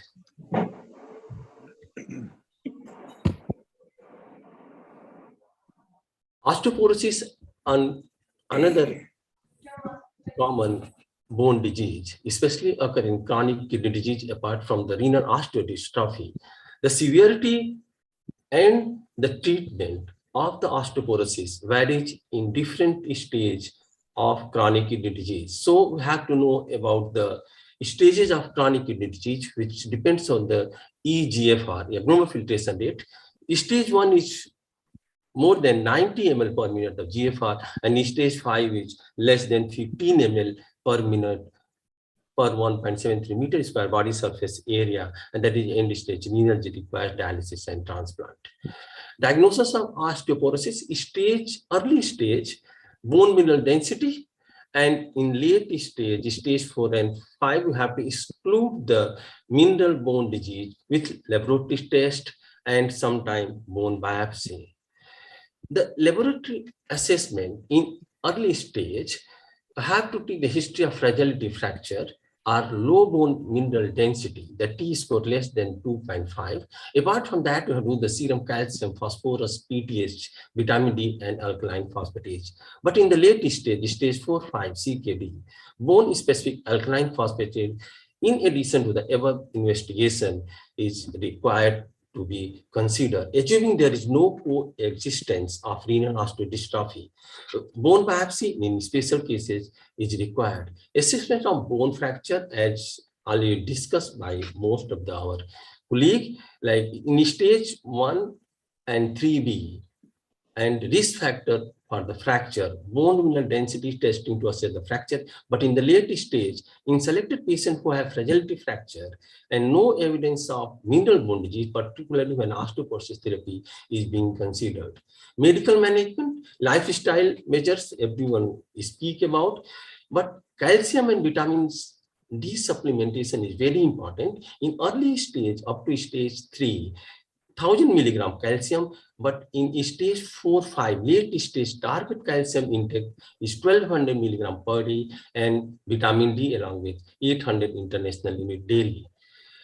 Hypogonadism treatment is very important. For hypogonadal premenopausal women with CKD, chronic kidney disease, and low bone mass or fragility fracture, oral contraceptive, if not contraindicated, or estradiol or progestin replacement therapy is required. For men with chronic kidney disease, osteoporosis, and symptomatic hypogonadism, testosterone therapy, if not contraindicated. Pharmacological therapy, in early stage and no evidence of CKD, mineral bone disease, choice of pharmacology is similar as for patient without chronic kidney disease. No change in the dosing in patient with early stage where GFR is more than 30 ml per minute, either abitronate, zoledronic acid, or acidronate. In stage 4-5, with evidence of fragility, no evidence of fragility fracture, do not treat with pharmacological therapy. But in late stage, stage 4-5, with evidence of mineral bone disease, with fragility fracture, consider pharmacological therapy, but exclude other forms of the mineral bone disease like osteomalacia, fibrosis cystica, and adynamic bone disease. In late stage, oral bisphosphonate or injectable bisphosphonate and denosumab is an alternative option. Stage 5 CKD, oral bisphosphonate may be considered, decidone 35 milligram every other week, 1/2 of the usual dose, and for not more than 3 years. Denosumab is an alternative and safe option.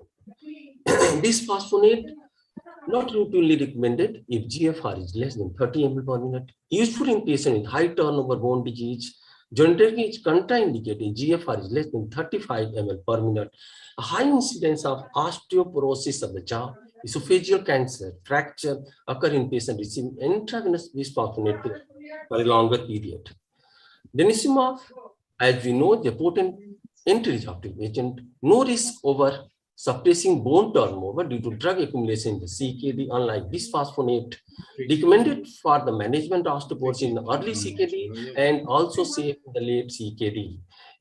Denosumab administration in hemodialysis patients have association with clinically significant hypocalcemia. So one should look for the hypocalcemia in patient on dialysis. Riloxifan can be used at any glomerular filtration in late stage also, and seems to be effective in improving the lumbar spine bone mineral density in post-menopausal women with end-stage renal disease, used for prevention and treatment of osteoporosis in post-menopausal women. Teriparatide that already discussed about is dose is 20 microgram per day via subcutaneous in patients with low turnover or adynamic bone disease. These agents may increase bone turnover and results in increased bone mineral density. Romosozumab is sclerostin inhibitor, limited study in chronic kidney disease patient till date. Patient with in post-transplant period with first 12 months after kidney transplant, if GFR is more than 30 ml per minute and low bone mineral density, vitamin D and anti-resorptive treatment agents are recommended. But in late stage of the CKD, in post-transplant, low bone mineral density management as for patient with CKD not on dialysis, the same regime have to use. It is reasonable to consider bone biopsy to guide the treatment. There are insufficient data to guide treatment after 12 months of the post-transplant period. Manage of chronic mineral bone disease. Apart from the osteoporosis, we have always ruled out the mineral bone disease in chronic kidney disease before starting anti-resorptive therapy, other treatment for the osteoporosis, like osteomalacia, adynamic bone disease, osteoarthritis fibrosa cystica, and treatment is hypocalcemia is common. You have to treat hypocalcemia with calcium, vitamin D, and one thing that we can in patient on dialysis, we can increase the calcium in dialysis consent between 1.25 to 1.5 millimole per liter. Dietary phosphorus intake should be restricted. Hyperphosphatemia is common in these patients, leading to the fracture. So you have to decrease to the 800 to 1000 milligram per day. Other phosphate binder like sevelamer, sucroferric hydroxide, lanthanum carbonate should be used to decrease the phosphate level in these patients. Hypervitaminosis D, you have to use the in stage 3-4 patient, the secondary hyperparathyroidism, you have to use the vitamin D, different dosage in different level of the vitamin D. Metabolic acidity is the major problem. Decrease the calcium absorbs in the renal tubule. You have to treat the metabolic, the oral sodium bicarbonate. Initial dose is 1 to 2 grams twice or thrice daily. Verumer is a promising new drug in the treatment for the metabolic acidosis in these patients. Secondary hyperparathyroidism is a major problem due to the hypocalcemia, low vitamin D in these patients, and should be treated in the late stage with vitamin D analog. The level of the vitamin D and dose you have to monitor in these patients. If patient had hypercalcemia, with hyperparathyroidism, we should not use the calcium, we have to use the cinacalate. That decrease the hyperphosphatemia, hypercalcemia, and limit application of vitamin D in these patients. Initial dose 30 milligram per day and titrate to 2 to 4 weeks interval up to maximum up to 180 milligram per day. Parathyroidectomy, if patient not responding to the calcium, vitamin D, hyperphosphatemia treatment, and cinacalate, there is required the parathyroidectomy, secondary hyperparathyroidism. There is a biochemical and clinical criteria to go for the parathyroidectomy. Diagnostic test, there is one thing, in young patient coming to the orthopedic surgeon with the deformity in the lower limb, rickets, always rule out the congenital anomaly causing chronic kidney disease. And you have to treat for those conditions. Most common, the renal tubular acidosis, we should look for the urine pH, ammonium chloride test, and depending on the type of ITA, you have to treat. Metabolic acidosis is the major problem, should be treated the sodium bicarbonate or potassium citrate, and neopotassium binder in type 4 ITA is peritomer and sodium zirconium is very important.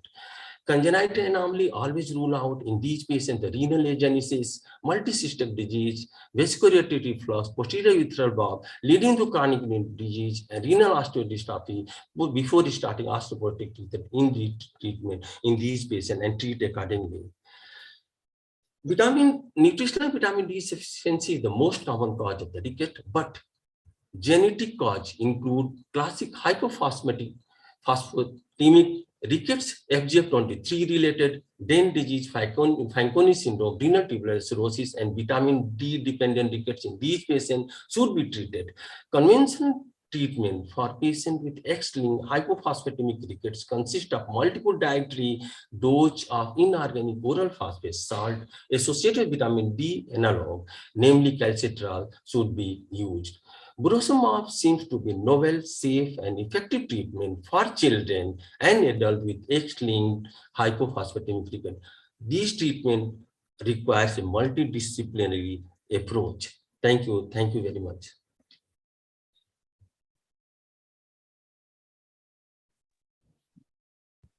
Very good talk. Thank you. Thank you, sir. So, Professor Jha.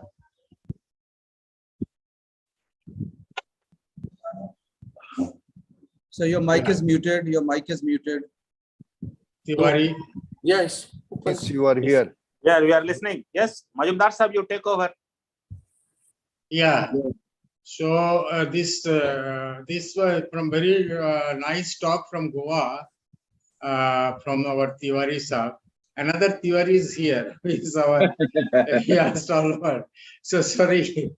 So all this now we will go for Jha, Professor Jha. Then we will come in the question answer. We will ask something to Dr. Right. Tiwari. Thank you, Dr. Manish and Dr. Dilip, for inviting me for this lecture, glucocorticoid-induced osteoporosis. At the very outset, I must say that this is the most common form of secondary osteoporosis, and it is the first cause of osteoporosis in young age, which Dr. Mohit will subsequently tell you. Well, these are some of the situations where the patient have been on glucocorticoids, including COPD and asthma, rheumatic diseases, and even Cushing's syndrome and diabetes in itself. So how do we manage? And the management has been divided as per age, more than 40 years and less than 40 years. Let us first of all talk about more than 40 years. So let me ask a question to myself. Patient on glucocorticoid therapy and the age is more than 40 years. When should osteoporosis medications be instituted? Friends, the answer is that you should start your treatment basing on risk stratification. So what is the kind of risk? It is low, medium, or high risk. And you have three inputs. One is glucocorticoid adjusted WHO FRAX tool. All of us have heard about WHO FRAX tool. Subsequently, you will learn about how it is adjusted with glucocorticoid dose. Second is lowest T-score value. It is lowest T-score, remember. And third is history of fragility fracture. So based on these three, we find that it is a low-risk patient, so no further treatment is required. Monitor with yearly clinical fracture risk assessment with BMD testing every 2 to 3 years, depending on risk factors. To the OrthoTV team, I will request not to stop the recording. OrthoTV team, somebody is there? Dr. Atul, will you see to it that it is recorded? Right. It is being recorded, sir. Okay, fine. So low risk, even if you are performing BMD, you have to do it every 2 to 3 years, not very early. Now, if it is a medium fracture risk, so when it will happen, if the patient is on prednisolone or prednisone, 7.5 milligram or more dose per day. And now, how do we calculate it against the dose? So first of all, try to get the fracture risk and multiply it by 1.15. So this is the adjusted value for that glucocorticoid. This is the major osteoporotic fracture for 10 years. And if you multiply it by 1.2, it will give you for hip fractures 10-year fracture risk. Average comes up to 10 to 19, you can say 20%. And the major osteoporotic fracture and for hip fracture, it is 1 to 3%. Now see, high fracture is prednisolone dose more than 30 milligram or 30 milligram per day, or in the last day, the patient has totally taken 5 grams. So this is high frax risk, and it is 20% major osteoporotic fracture or 3% hip. The T-score, if it is lower than minus 2.5 at any site in a postmenopausal woman, sees a high fracture risk. Any man aged more than 50 years with these parameters and history of previous fragility fracture. Now, a second question, what are the medications which are effective in patients on glucocorticoid therapy after age 40 years. There has been significant improvement in BMD and reduced fractures in controlled trials by using bisphosphonate. It includes, apart from alendronate, risodronate, also IV zoledronic acid, and of course, denosumab and teriparatide. Now, coming back to less than 40 years of age. So see how the parameters change. Here, the risk stratification depends on history of prior fragility fracture. It is not the minimum T-score. It is the Z score which is very important. And what is Z score? Compared to the same age, normal healthy adult. The dose of prednisone and bone loss as studied by DXA scan. So these four things will tell us that the low risk patients are those who have no risk factors other than being on prednisone. Like a patient of rheumatoid, you have just started prednisone. Medium risk is spine or hip Z score is -3 or less, or 10% decrease in BMD. You will ask me, how do you know 10% decrease? In subsequent slide, you will get the answer. So 10% decrease in BMD in 1 year, and continuing on prednisone more than 77.5 milligram per day for more than 6 months, or high dose prednisolone exposure, that is 30 milligram or more per day, and the total dose is more than 5 gram in last year, in patient aged more than 30 years. Pediatric patients, Dr. Mohit will tell you, and high risk must have a prior osteoporotic fragility fractures. Now, what are the therapeutic guidelines for a pre-menopausal woman with childbearing potential with previous fragility fracture? Dr. Atul was also asking this particular question. So treat only if she is continuing on prednisone. Oral risodronate theoretically is the safest oral drug. Other bisphosphonate, safest oral bisphosphonate, and it has potential of less fetal toxicity in possible pregnancy. So patient, here is this information. Risodronate in pregnancy has less fetal toxicity and so is comparatively safe. The other alternative is teriparatide during pregnancy. Here is no malignancy.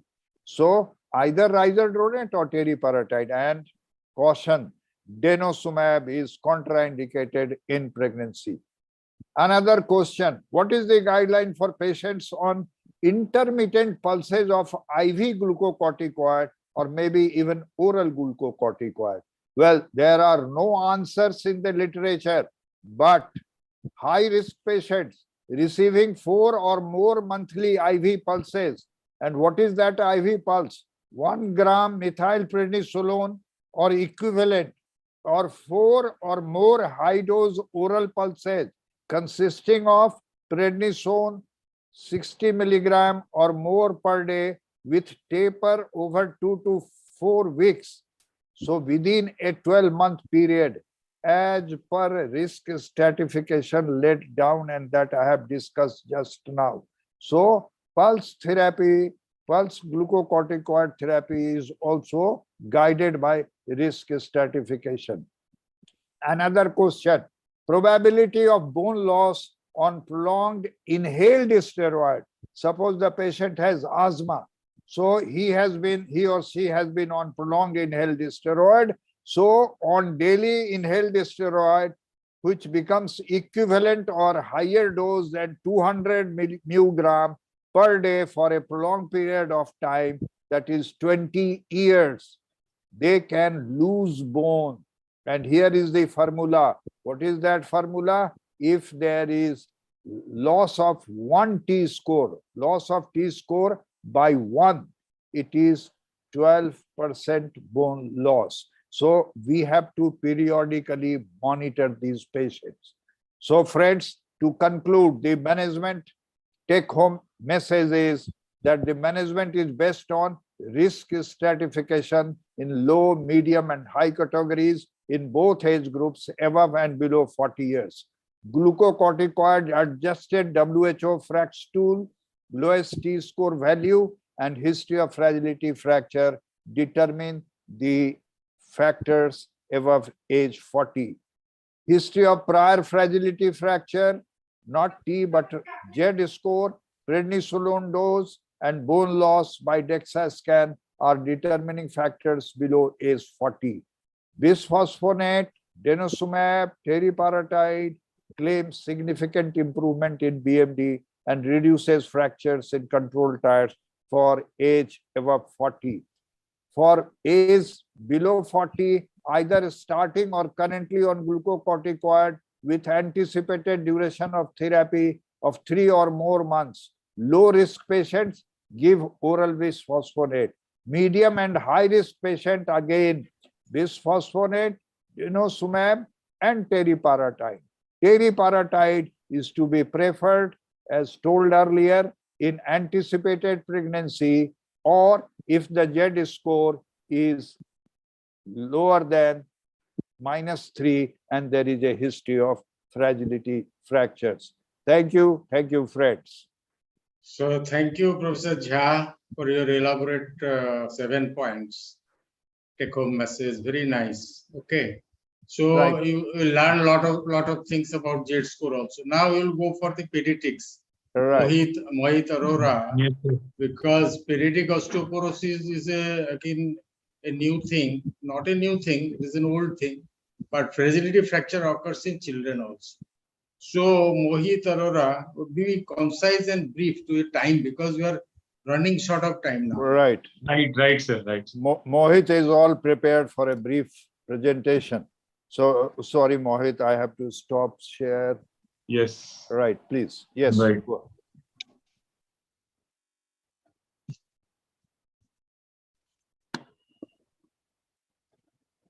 So is my slide visible, sir? Yes. Yeah, nice. Basically, my topic is pediatric osteoporosis and fragility fractures in children. So the aim of this presentation would be definition of the pediatric osteoporosis, the causes, the diagnosis, treatment, and the recent advances.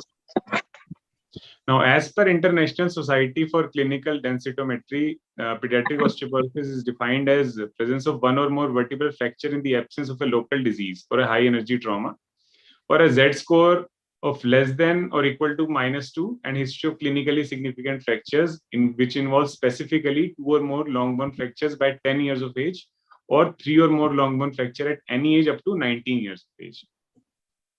Now, it has been classified into 2 types, primary and secondary osteoporosis. Primary is mainly genetics, which includes osteogenesis imperfecta, Marfan's, Ehlers-Danlos syndromes, homocystinuria, idiopathic juvenile osteoporosis. Now, the more common secondary osteoporosis that we are interested in is clinically include nutritional intestinal malabsorption disorders like vitamin or mineral deficiency, inflammatory bowel diseases like celiac disease. Then neuropsychiatric causes, cerebral palsy, spina bifida, myopathies, Duchenne muscular dystrophy, spinomuscular atrophy. Then inflammatory diseases like juvenile idiopathic arthritis, SLE. Then secondary to therapies, which has already been discussed by Professor Jha sir, glucocorticoids, anticonvulsants, chemotherapy, post bone marrow or solid organ transplant. The less common causes include endocrine disturbances like growth or sex hormone deficiency, Cushing syndromes, hematological disorders like leukemia, thalassemia, and then chronic kidney diseases. Now, investigations, Dr. Vikas Jain will be discussing in details, just include calcium alkaline phosphatase, phosphate, vitamin D level, serum PTH, 24-hour urinary calcium, and DEXA scan. Now, as per ISCD, any child being treated or considered for the treatment of osteoporosis should undergo a DEXA examination. The indications as per National Osteoporosis Foundation includes patients on long-term steroids, chronic inflammatory conditions like celiac disease, hypogonadism, prolonged immobilization, and other causes of the secondary osteoporosis. Now, the sites of DEXA include anterior, posterior lumbar spine, femoral neck, trochanteric or total hip region, and proximal femur in case of children who have reduced weight bearing, and dilated distal femur in non-ambulatory patients. Bone markers, they are more commonly used in adult osteoporosis, including osteocalcin and beta-crosstap. I think we'll be discussing it later on. Vertebral fractures are the earliest sign of pediatric osteoporosis, they are often asymptomatic. Hence, a spinal fracture surveillance is required for early intervention and includes spine imaging. Now, predictors of vertebral fractures include long-term use of corticosteroids, immobility, delayed puberty or pubertal arrest, chronic inflammation, back pain, reduction in spine BMD Z-score, thalassemia with frequent transfusion in children older than 10 years. Now, points to consider when assessing treatment or potential for recovery are: if there are greater number of fracture or more degree of compression, then urgent treatment is required. If the remaining growth potential is less, then also urgent treatment is required. If the likelihood of persistent risk factor remains, then the treatment is required. However, after the persistent risk factor they go away, then no treatment is required. Now, as far as treatment is concerned, apart from calcium and vitamin D, bisphosphonates are the only treatment recommended for in case of pediatric osteoporosis. Now, this is a paper which said that risentonate is the most potent oral bisphosphonate in children with moderate to severe osteogenesis imperfecta. Now, this is a treatment approach I have picked up from Therapeutic Advances in Musculoskeletal Disease 2020. So basically, they've divided they've used zoledronate in case of children with osteoporosis, and they've divided the patients into 3 categories. The first one is disuse osteoporosis, second is cerebral palsy, Rett's disease, and other neurological condition, not the muscle disorders. So in that, they say 2 years of full dose every 6 months, that is year 1 and 2. Then after 2 years, you give half dose every 6 months, and then after that, you give 1/4 of dose every 6 months. Then the second group, they have divided it into primary bone fragility like osteogenesis imperfecta, or muscle disorders like DMD, or hematological disorders like thalassemia and sickle cell anemia. In that case, they only advocate treatment to full dose every 6 months until the age-adjusted bone marrow density is more than 0 standard deviation. If it becomes more than that, they give half the dose every 6 months. And if it becomes more than 2 standard deviation, you give 1/4 of the dose every 12 months. Now, the third condition is where the underlying condition is controlled or treated. So basically, in that, the treatment is always customized, and they should get a full dose every 6 months, but the duration is customized as per the continuation of steroid treatment, their bone marrow density, pubertal status, and the underlying condition. Now, before each infusion, we have to make sure that calcium and vitamin D is normal. As Professor Alok Agarwal also pointed out, that osteoporosis treatment without getting normal vitamin D and calcium is of no use. And renal function tests before starting bisphosphonate, they should be ensured they are normal. Then all the patients are admitted for the first infusion, which is the half dose, and continued with the full dose at the day unit for the subsequent one. Prophylactic paracetamol to mitigate pyrexia, aches, and pain, and treatment is stopped once the skeletal maturity is achieved in all the 3 groups. The doses, as per the authors, is for children less than 2 years, it is 0.025 milligram per kg, and 2 to 5 years is 0.035 milligram per kg, and if they are more than 5 years, then it is 0.05 milligram per kg. Now, these are the symptoms which we have already discussed, and we can use paracetamol. Now, there is another paper by Vurimis and Trejo et al., which shows that a pattern of stress fracture in femur was related to severity of osteogenesis imperfecta rather than bisphosphonates. So, the stress fracture is very, very rare, especially in cases of pediatric osteoporosis. Now, for the children who are on anti-resorptive therapy, we see the line of calcification. These are metaphyseal sclerotic lines, which are called zebra lines. They can be seen very frequently on X-rays. Now, pamidronate therapy has been associated with delayed healing of osteotomy site. Hence, we have to be sure that once we are doing a corrective osteotomy in cases of children with osteogenesis imperfecta, we have to maintain a bisphosphonate pre-interval. Otherwise, the healing will be delayed. And once we see adequate callus formation, then only we can start the next dose of the pamidronate.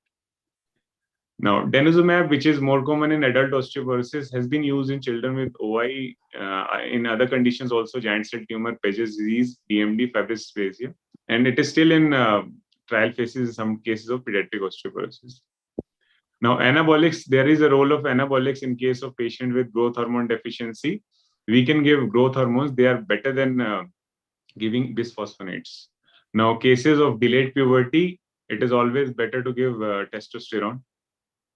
Now, parathyroid hormone should not be used in the children as there is a theoretical risk of osteosarcoma when their growth plates are still open. Now, there are more model treatments like anti-sclerostin antibodies. The glycoprotein sclerostin is secreted by osteocytes, which inhibit bone formation. So, pediatric trial is going on, and adult studies have shown promising results. Now, another one is anti-tumor growth factor beta therapy, of which losartan is an ACE inhibitor that downregulates the TGF-beta signaling and have shown a potential use as a treatment for osteoporosis. Now, the last one is whole body vibration therapy. It is based on mechanostat theory, which says that bone adapts its strength to mechanical forces that are mostly imposed by muscles. Hence, any treatment that strengthens the muscles should lead to improvement in bone structure and mass, mobility, balance, and risk of falls. Hence, the whole body vibration strengthening the muscle can be given in case of pediatric osteoporosis. Now, I conclude my slides by saying that management of children with osteoporosis requires a multidisciplinary approach, which involves a team of healthcare professionals, including pediatrician, orthopedicians, those who have expert on pediatric bone disease. Thank you. Thank you. Thank you very much, Dr. Mohit. And now is the last presentation by Dr. Jain. Dr. Jain, are you there? Dr. Yes, Jain, yes, you are there. We don't have the spine presentation. Okay, so yes, we have a spine. I wanted Dr. Jain to speak about his topic, and then we will have his spine. Okay. I'll do that. We'll do that. Vikas has got a topic. Yeah. Right. So wait a minute. I will have to share the screen. Yes.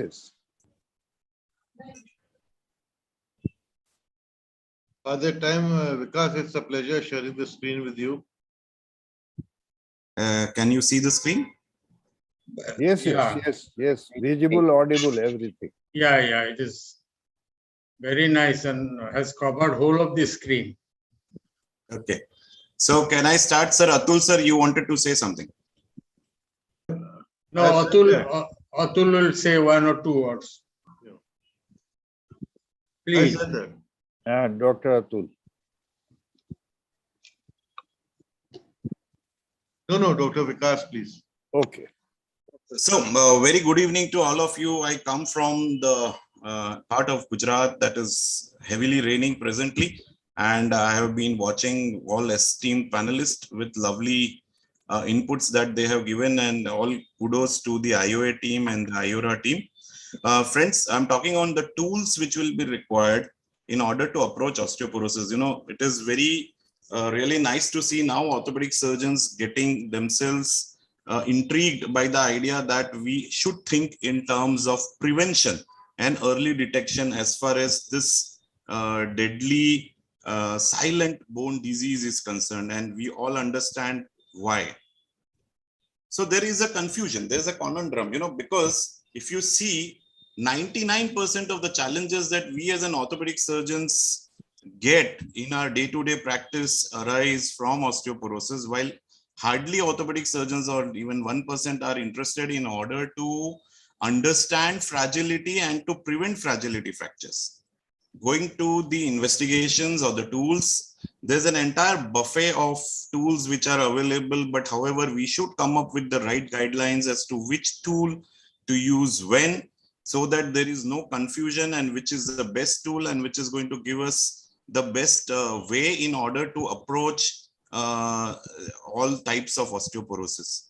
Why do we need these tools? Because as you know that the disease is very silent, and the entire community, most of them are unaware of that disease. So we should be able to have an idea about what is the stage that the person who's coming to you as a patient is in. As far as osteoporosis is concerned, we should be able to rule out whether it's a primary or a secondary osteoporosis. We should also be able to judge whether it's a low turnover stage or it's a high bone turnover disease. We should also understand whether we would be treating the patient only by lifestyle management or would we require pharmacological management, because if we require to step by step approach the osteoporosis, and hence accordingly we would be able to give a judgment as to, and we would be able to either prevent, early detect and treat if required. which is very important, is we should reduce the occurrence of fragility fractures. And if there is a first fragility fracture that has happened, then we should not allow the second fragility fracture to happen. This is very important for every orthopedic surgeon to understand. As every one of you have been talking, the history is one of the main tools.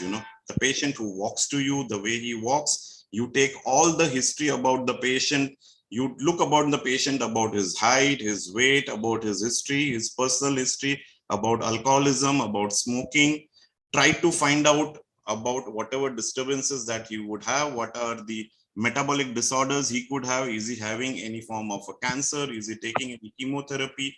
Has he been taking any steroids? Because we are in a post-corona age where a lot of patients who have been treated for corona have taken steroids, and that is affecting the patients. We should look at the age, the gender, as well as the race.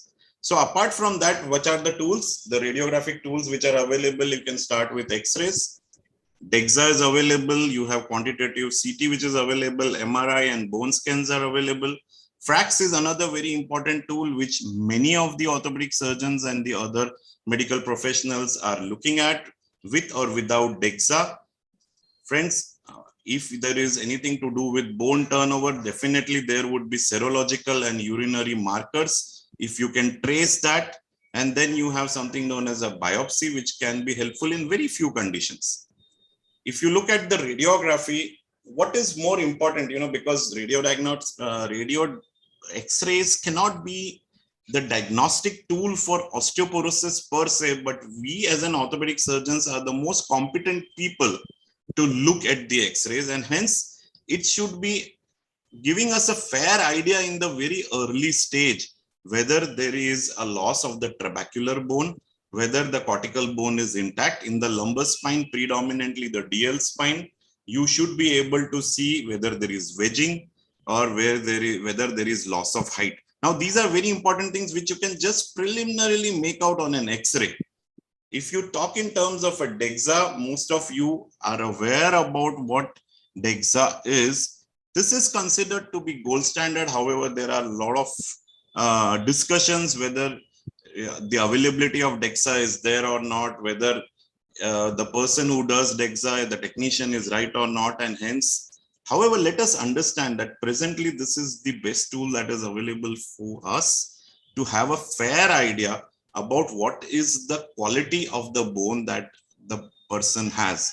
If you do a BMD using DXA, you would get a rough, not an absolute volumetric idea, but if you are used to look at DEXA, you will get an idea about what is the grams per centimeter square of the bone at the neck level, at the lumbar spine level, which is available. Friends, if you keep on studying that, you get a fair good idea about what is the loss or what is the state of the bone loss that the patient has, because this helps you then to decide whether you want anti-resorptive agents or whether you want to start anabolic medication.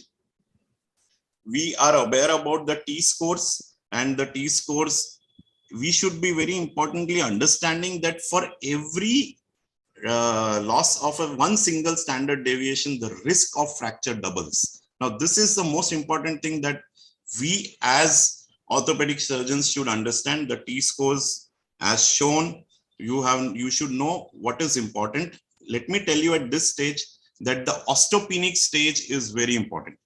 For a postmenopausal or a perimenopausal, there's a study which says that around 70 to 80% of the women who are in their menopausal age, they fall in the osteopenia range. And even if you have not done a DEXA, that study should give you a fair indication that you should start with some form of management, because this female who is in her menopause will then subsequently go on to increase her risk of fragility fractures.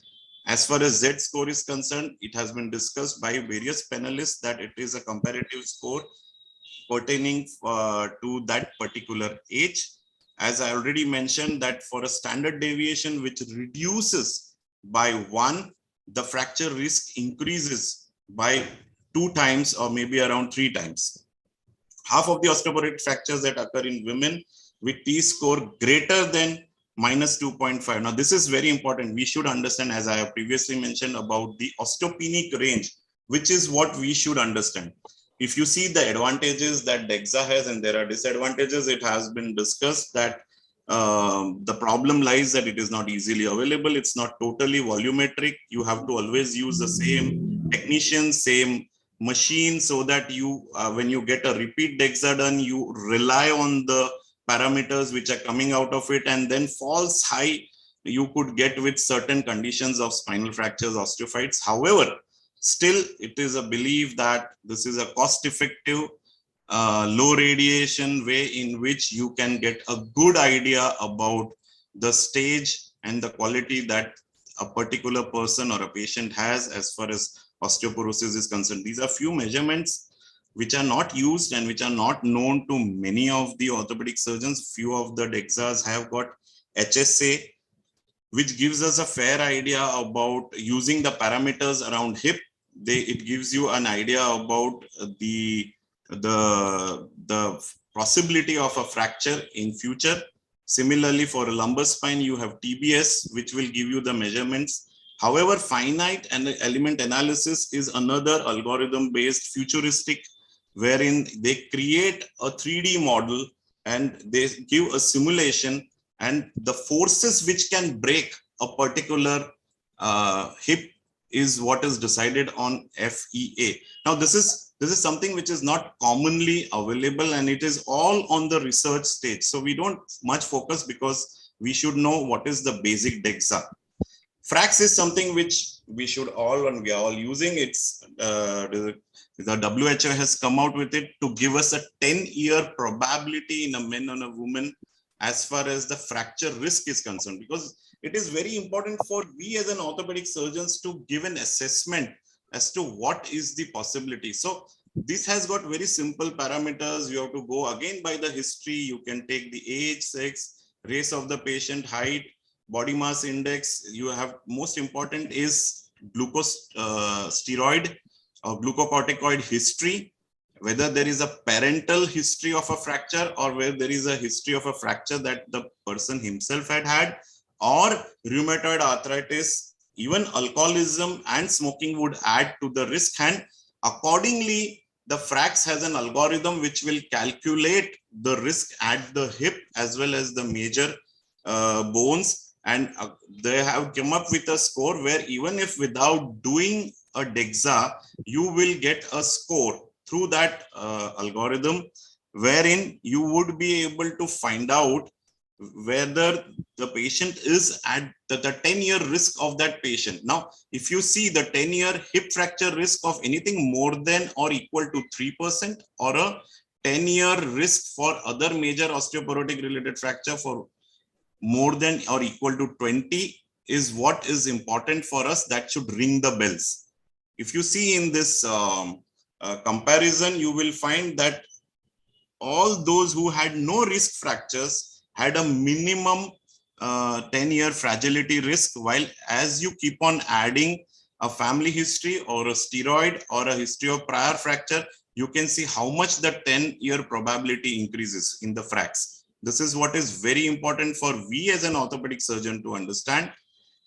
If you see the bone turnover, because it is very important for us to understand that the bone is a dynamic tissue, there is a continuous breakdown and laying down of a new bone. However, in an abnormal condition, either there is an increased osteoclastic activity which becomes a high turnover state, or there is an increase in the osteoblastic stage and there is a lowering in the osteoclastic, but osteoblastic also gets lower. That comes in the low turnover stage. Now, all this in a condition where such changes that are happening at the biochemistry level, you would have certain bone markers. I will come with the table on the bone markers, but important for us to understand is that this bone markers, which are biochemical bone markers, as far as the Dr. Jain, will you conclude? Will you please conclude? Yeah. So once you know these are the important bone markers which are available, then most important use of bone markers would be just to understand the effectiveness of treatment. You cannot predict a risk or you cannot use it for treatment. Then there are various other serum markers. Most important them we would be doing in a day-to-day. Let us understand the importance of three things. One is calcium, phosphatase, and alkaline phosphatase. This is a table which gives you a fair idea as to how the parameters, if they change, we can think in terms of getting idea about the secondary osteoporosis. Using MRI for a three-dimensional grams per centimeter cube is still not in a way, it's in a nascent stage. We don't use that in day-to-day practice. We don't even use bone scan and bone biopsy. So these are the few entire buffet of tests which are available. It is up to the orthopedic surgeons to use as per the patient, as per the economic condition, as per the availability of the investigative test. And the main aim should be that they find out whether the patient is normal or he is in the or she is in the early osteoporotic stage. Thank you. Thank you, Dr. Jain, for your very great ABCD of understanding of the osteoporosis, investigations and the measurements and the markers. Thank you very much. Thank you very much. So, Professor Jha, any question Yes. you have? No, we will have question answer in the end. So Yeah. now we can invite Dr. Lalit. Where is Lalit? Is he here? Yes, yes, he must be there. Here, sir. Dr. Lalit will be talking about only the spinal osteoporosis medical management, right? Not the surgical aspect. Yes, sir. Right, please go ahead. Thank you, Professor Manish, Dr. Usha, Dr. Jha, Dr. Sunil Marwa, Dr. Jayaprakash, all the speakers. All of them covered most of the part. So I will try to conclude as short as possible. fast. Yeah, sharp and fast. Is my screen visible to all? Yes, yes. Yes, Visible, yes. audible. Okay. So, good afternoon, all. Is it running? Yeah. Yes. I think. Yeah, it's a condition which is characterized by low density. Go into the details, not into the basics. Right. Right, sir. So WHO classifications has been already described. So there are the two classifications. Other one is the primary and secondary. Then why spinal osteoporosis is important? Because this is associated with the osteoporotic compression fractures, which includes vertebra, which most of the time thoracolumbar region, and they are the silent fractures. They are unrecognized, occurs with previous trauma, and second most common fractures after the hip fractures. In the some regions, the spinal osteoporotic fractures are the most commonest one. So why they are serious? They are serious because they are associated with severe debilitating pain, height loss, deformity, sometimes neurological deficit as well. So patient present with the back pain without trauma or trivial trauma, and sometimes present with a deformity. So their severity can be assessed by their of twofold consequences. They are associated with the high mortality rate and morbidity compared to the hip fracture of the same group of the patient. Manish, I'm sorry to interrupt. Ji, sir. Can we come to the medical management straight away? Right, sir. Thank you. So, okay, sir. So another aspect is there is a predict for the future fractures, and which risk is 3 to 5 times of the vertebral fractures. So predictors of the vertebral fractures is the simple strategy to report the vertebral fracture to monitor the patient height. Height loss more than 6 centimeter from the previously measured, or height loss over more than 1 to 2 centimeters over 1 to 3 years is highly predictive. So differential diagnosis to be differentiated, investigations already included. For the simplicity point of view, German Society Orthopaedic Associations has included, there is a classification which says stable fractures 1, 2 and 3 should be managed conservatively with the medical treatment. And goal should be of the, because we have to talk about the management of the osteoporotic fractures which are managed with the conservatively medical treatment only. So goal should be the pain management and minimizing the function, maximizing the functional outcome. So indications are the type 1 to 3 type of the fractures, stable 1 fractures, and medicines are to be given acetaminophen, paracetamol, muscle relaxant, narcotics. If NSAIDs are not controlling the pain, we can add narcotics as well, and they should be given in the multiple doses based on the titration of the pain control, because these old age patients have their GI issues. They have issues with the absorption of the medications, clearance of the medications due to multiple comorbidities like liver or the kidney disease. Calcitonin can be used within 4 weeks and just to control the pain only. So conservative treatment also includes various type of the orthotics which should be used for the 12 weeks, and they are associated some complications which are manageable most of the time. Early sitting, standing and walking once pain control is adequate. So a non-pharmacological treatment is already been considered, like adequate calcium, vitamin D, weight-bearing exercises, smoking, limitations of alcohol, and fall prevention techniques. So calcium dosage should be given 1000 to 1200 milligram daily. And there are some literature that their calcium intake is associated with the kidney stones. So there are the two things. One is the calcium supplement, another is the dietary calcium. Dietary calcium is not associated with the kidney stones, whereas supplement may be involved. So we have to encourage for the dietary supplementation with the dietary calcium along with the supplementation. So there has been some reports of the cardiovascular risk, but this has not been found in the studies. They are the and there is another component of the management, vitamin D treatment, which is to be given 600 to 800 international unit daily. So there are the different recommendations for the pharmacological treatment. And treatment goal of the treatment is to reduce the risk fracture. Medications are categorized: anti-resorptives, bisphosphonates, estrogen agonist, antagonist, calcitonin, denosumab, and anabolic is teriparatide. So when we have to consider for the treatment, so patient with osteopenia or low bone mass with the history of fragility fracture of the hip or the spine.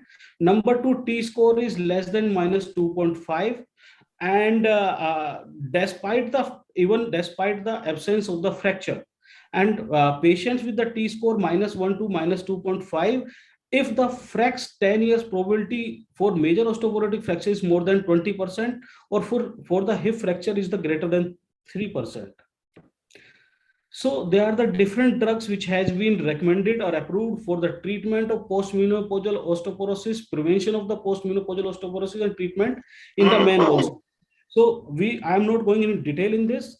So first line of drug is the bisphosphonates, and for the treatment of the osteoporosis, this is postmenopausal women, men, and the glucocorticoid induced osteoporosis. These are the alendronate, risedronate, zoledronic acid IV. So they have been increased their BMD and the decreased risk of the fracture. Abandronate is not the first line of recommendation, even though high quality evidence indicate that it reduces the vertebral fracture. So it can be used in both men and women for the prevention of the vertebral fractures. But there is no benefit has been observed in the non-vertebral fractures. So dose recommendations are the 5 milligram for alendronate daily or 35 milligram weekly. Treatment doses is 10 milligram per oral daily. Same, it can be considered for the risedronate, 30 milligram once in a week, 150 milligram once in a monthly. Zoledronic acid 5 milligram every 2 years, 5 milligram every once in a year in the treatment dose. We have to consider for the creatinine clearance in this regard for the starting the treatment for alendronates. Denosumab is the first line of therapy for the patient at the high risk of the fracture for the patient who are unable to use oral therapy. Denosumab was the first biological agent. It is injectable and dose is 60 milligrams subcutaneously at 6 monthly.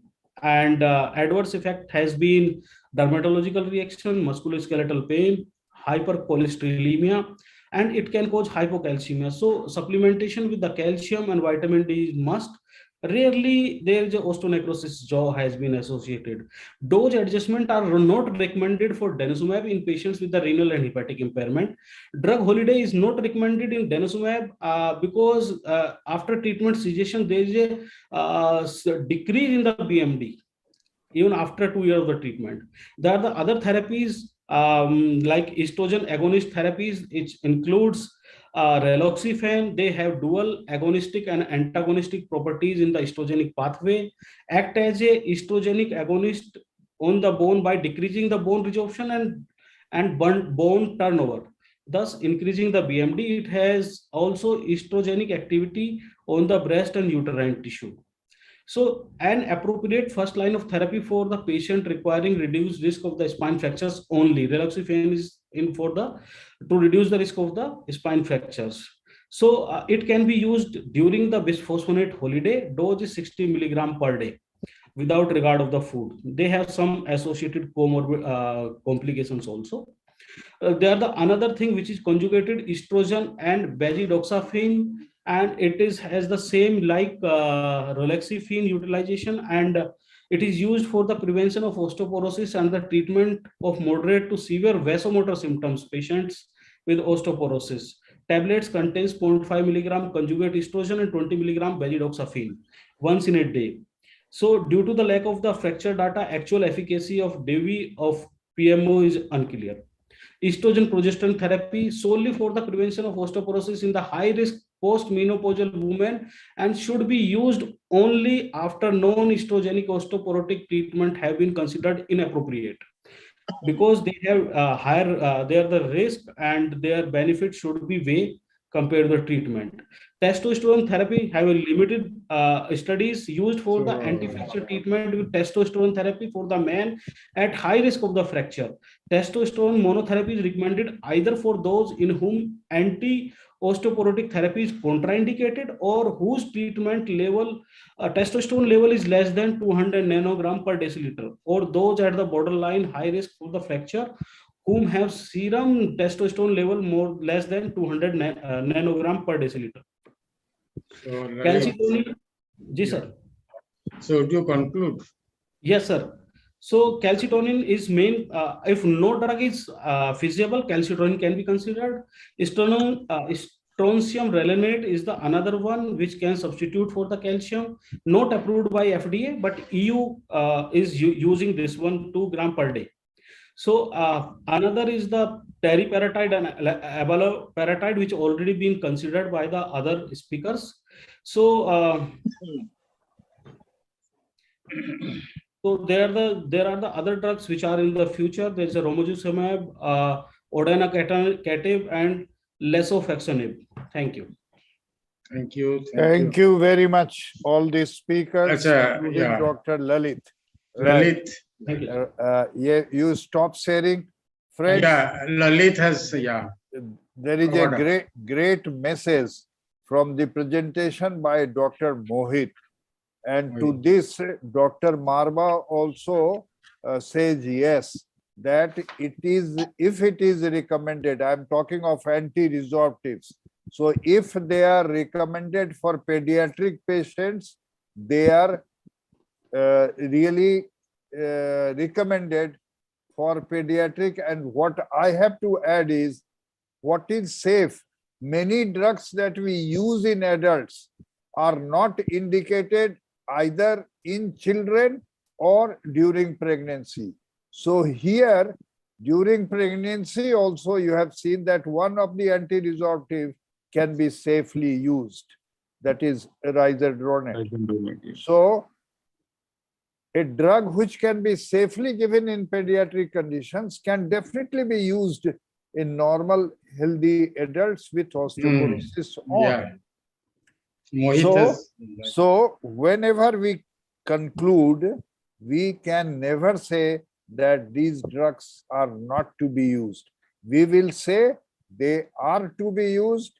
Oral and intravenous use will depend upon various conditions enumerated by the various speakers. Now, talking generally about osteoporosis, what I would like to say that we always discuss osteoporosis and forget to talk about sarcopenia and also a related term which is known as dynapenia. So dynapenia is that you are not as dynamic as you were, and ultimately sarcopenia and dynapenia lead to frailty of the person concerned.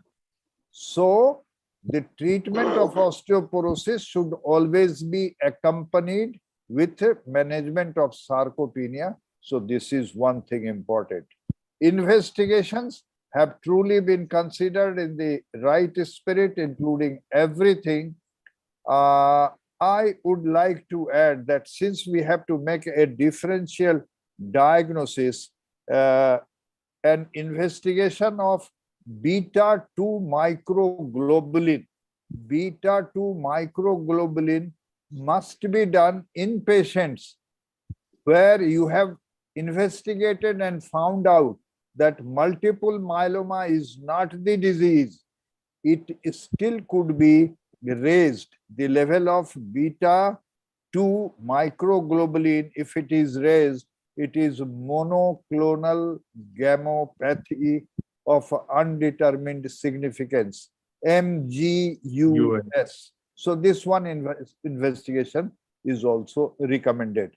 Simultaneously, if at all any surgery is contemplated, especially from the spine, a biopsy can be taken, because there are statistics that 2 to 3% of patients with all investigation, no malignancy has been ruled out, and still 2 to 3% of patients can be malignant on biopsy. Now, I hand over the topic of this second part to Dr. Chinmay Das. Professor Chinmay Das, you are there? Professor Chinmay? Yeah, yes, sir. Yes, sir. I am there. And now, please take over and have your concluding remarks. Meanwhile, I just want to ask a question to Yeah. Professor Tiwari. Just as been discussed and just general consensus has been taken that Resendonate is for a good for a pediatric patients. Similarly, what is your take-home message for the renal osteoporosis patient? Which is the best drug in a nutshell, which we can rely upon at most of the time? What a bisphosphonate we can use if GFR is more than 30 ml per minute. So bisphosphonate, part of the calcium, vitamin D, bisphosphonate you can use, sir. Only thing that denosumab, you can use any GFR. And Roloxifene, any GFR, you can use that. But bisphosphonate is GFR stage 3 and beyond, you can use that. But if you are using for the quite long time, there is accumulation of the drug in the bone, and that leads to the fracture. So should not use more than 3 years. So, but GFR is more than 30, you can use. Perfect. So again, here the bisphosphonate comes to on the line. Thank you so much. Right. Yeah. Over to Dr. Chinmay Das. Sir, just to add one more thing, sir, Dr. Tiwari, sir, do you differentiate between a-dynamic bone disease or a dynamic bone disease in case of CKD? You have to. Otherwise, that's why you have to do the PTH level. If if PTH is high, there is the problem. If a-dynamic bone disease, you have to see the calcium level and PTH level. PTH is low. There is no secondary hyperparathyroidism. This is a-dynamic bone disease. Always you have to use that. But Mohit has done a very intelligent addition. Mohit for pediatric osteoporosis. Yes, sir.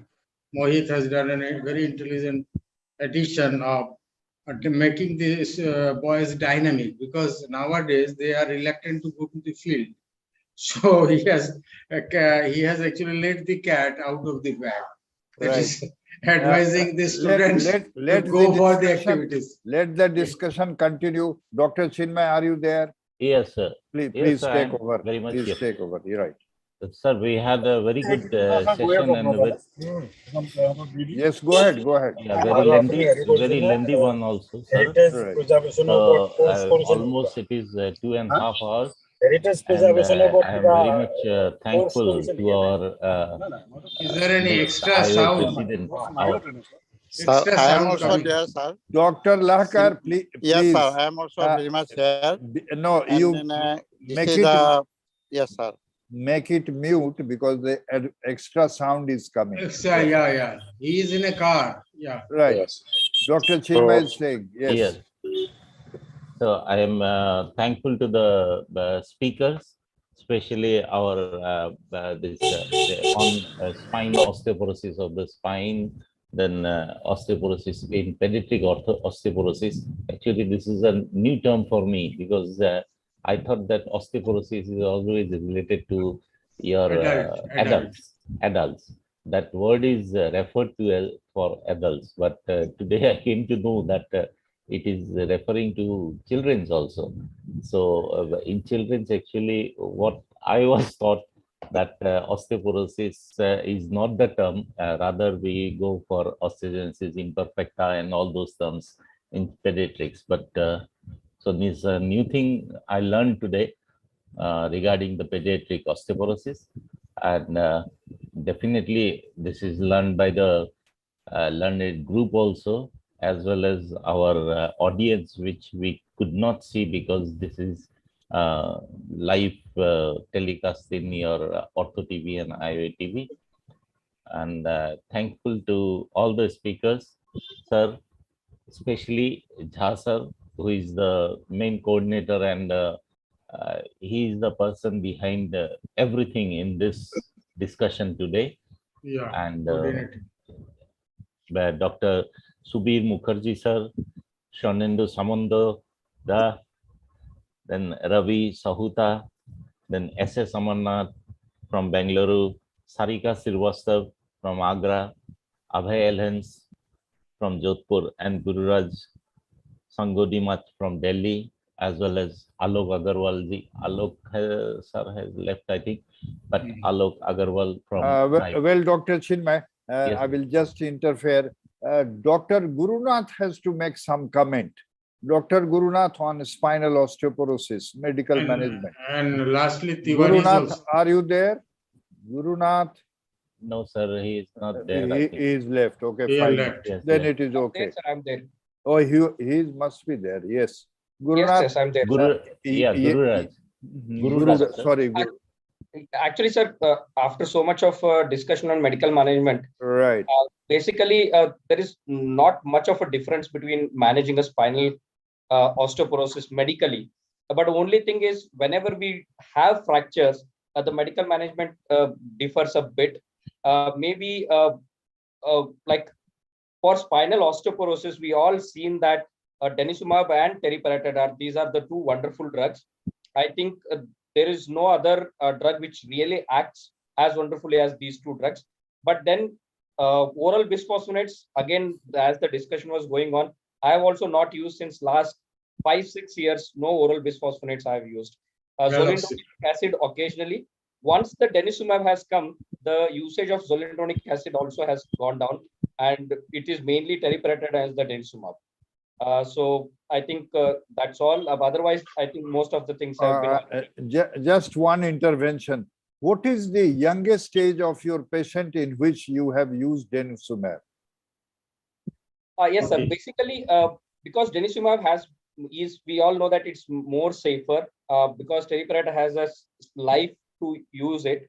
And with our treatment with the secondaries and malignancies in children, we have seen that it is safer. So the youngest stage where I've used denosumab is 35 years. 5 years. 35 years. Okay. Yes. Chinmay, continue. In continuation, and what Dr. Chinmay was saying is that pediatric osteoporosis is, of course, now a known entity, but frankly speaking, in our practice, we got to differentiate between osteomalacia and osteoporosis. Yes. And over the years, people have forgotten osteomalacia, and that is an important aspect. In my clinical practice, I feel most of these pediatric patients who come with pain, with a loser zone, with pain in the hip or the pelvic region, they're osteomalacic, not osteoporotic. So that is also a point that I would like to point forward. So I think, sir, I just want to add, I agree. I agree just want to totally add with to it. Dr. Srivastava. I just want to add to it, in pediatrics, if there is no secondary cause, I think we have to suspect first osteomalacia rather than osteoporosis. That's it. Right. Right. Dr. Usha, if she has to make the last comment about Sir, may I ask something? Yes, please. Sir, do any of the panelists, they advocate strontium Renalate? Yeah. We are not using it. No, no. So that is out actually. But out of the yes, Swarnendu, you wanted to say something. Strontium is already out of the box. It is not been recommended. I think it's now. It is absolutely out. But one of the recently I attended one osteoporotic CME in medicine with the physicians, medicine people. They advocated the strontium renalate. So yeah, and the physician people. So whether it's confirmed that it is out or no, I think it is most of the physicians in. I think It is mostly out, sir, because still American College of Endocrinology are again not recommending it at all. Even in the recent guideline by the endocrine people, and it is all over the world that it is not been listed. Not recommended. Dr. Usha has already left. Usha she has already left. Okay, fine. And we must thank our Chinmay बोल रहे थे, Chinmay को बोलने दीजिए. Yes, sir. Sir, lastly, I just have to thank you all, sir. I don't have any comments. And today I have seen Atulji since starting. He is sitting here with us. I am all yours, Chinmay, always. So, and actually so now very good we representative go from the non-academic, IOA. and Amarnath sir and Dilip Majumdar sir, the world knows what he means to me. Jha sir, the world knows what he means to me. So it has been, sir, Jha sir, a fantastic discussion to begin with. And we shall take it forward. Okay. We are for a larger platform. We are working for a larger platform. And thank you all. Jha sir is there, and I really appreciate Dr. Shantanu. Yes. Every one of you. So Jha sir. the word thanks has been used. So it is the honor of Dr. Tiwari, K.D. Tiwari. For the vote of thanks. Vote of thanks. Right. आपकी बारी आ गई. Dr. Tiwari is there. I would like to thank everybody for such a long session on osteoporosis primary and secondary, and we have the power-packed speakers, number of speakers today. So I would like to thank Dr. Ramesh Sen, and our Dr. our leader, and Dr. S.S. Jha. Yes, please. Are you able to listen?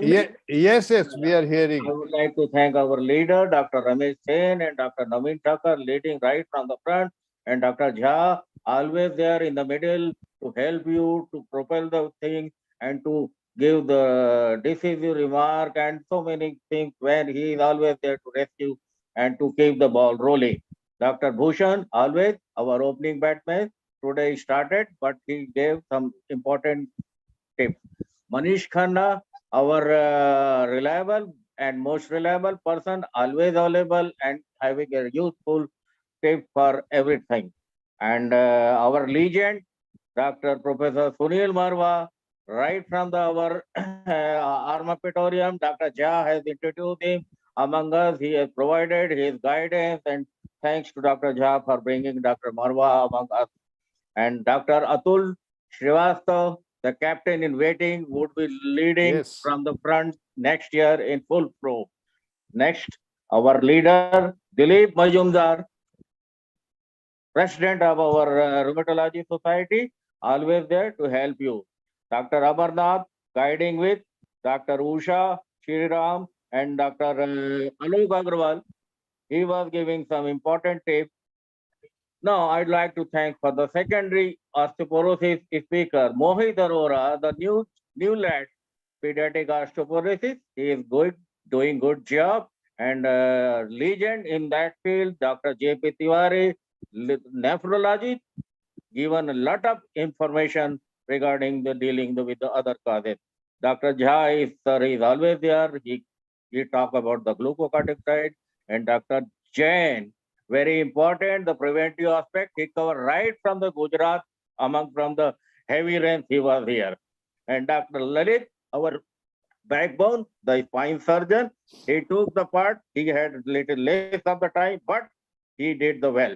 And Dr. Chinmay Das, very smartly covered right from moving from here to there. That's the message from the osteoporosis. Keep on moving, like our Chinmay Das, and you won't face so many problems. And Dr. Jain has given a lot of tips how to avoid osteoporosis. Follow those rules. And my sincere thanks to everybody for listening and bearing such a long session, but very fruitful for everybody. Thank you, sir. Thank you, Dr. Tiwari. Now, one thing more. Against the trend, after thanks, nobody speaks. No, Dr. Amarnath. Dr. Amarnath. Amarnath will say few Dr. words Amarnath. because he has introduced Usha, Dr. Usha. Dr. Amarnath.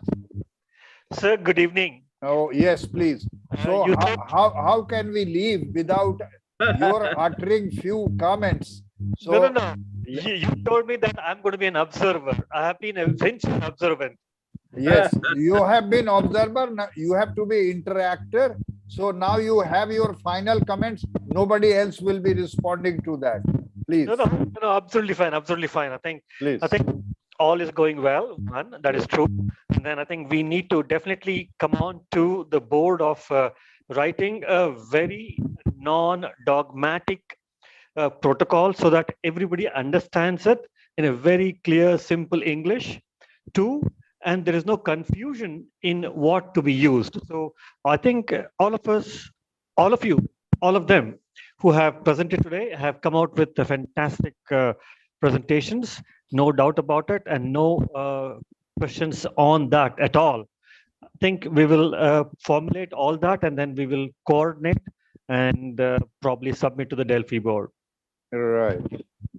Okay. And Dr. Swarnendu, have you left? Swarnendu? I have checked my WhatsApp.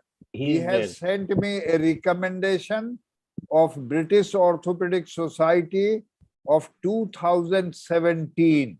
I have briefly gone through it. Not only 2017, I have recommendations from American Bone and Mineral Research Society, and they have recommendations of 2020, and all anti-reservatives are there. So, friends, with the word that anti-resorptives have not left us, and we are also not leaving the anti-resorptives. So, with these words, we leave today's meeting. Together. Right. Thank you all. Thank you, guys. Thank you, sir. Thank you so much. Thank you, everybody. Thank you, Chinmay. Thank you. Thank you. Thank you, sir. Thank you so much. Thank you. Thank you, Professor Jha. So, Amarnath. Amarnath, yeah. I am coming to Bangalore.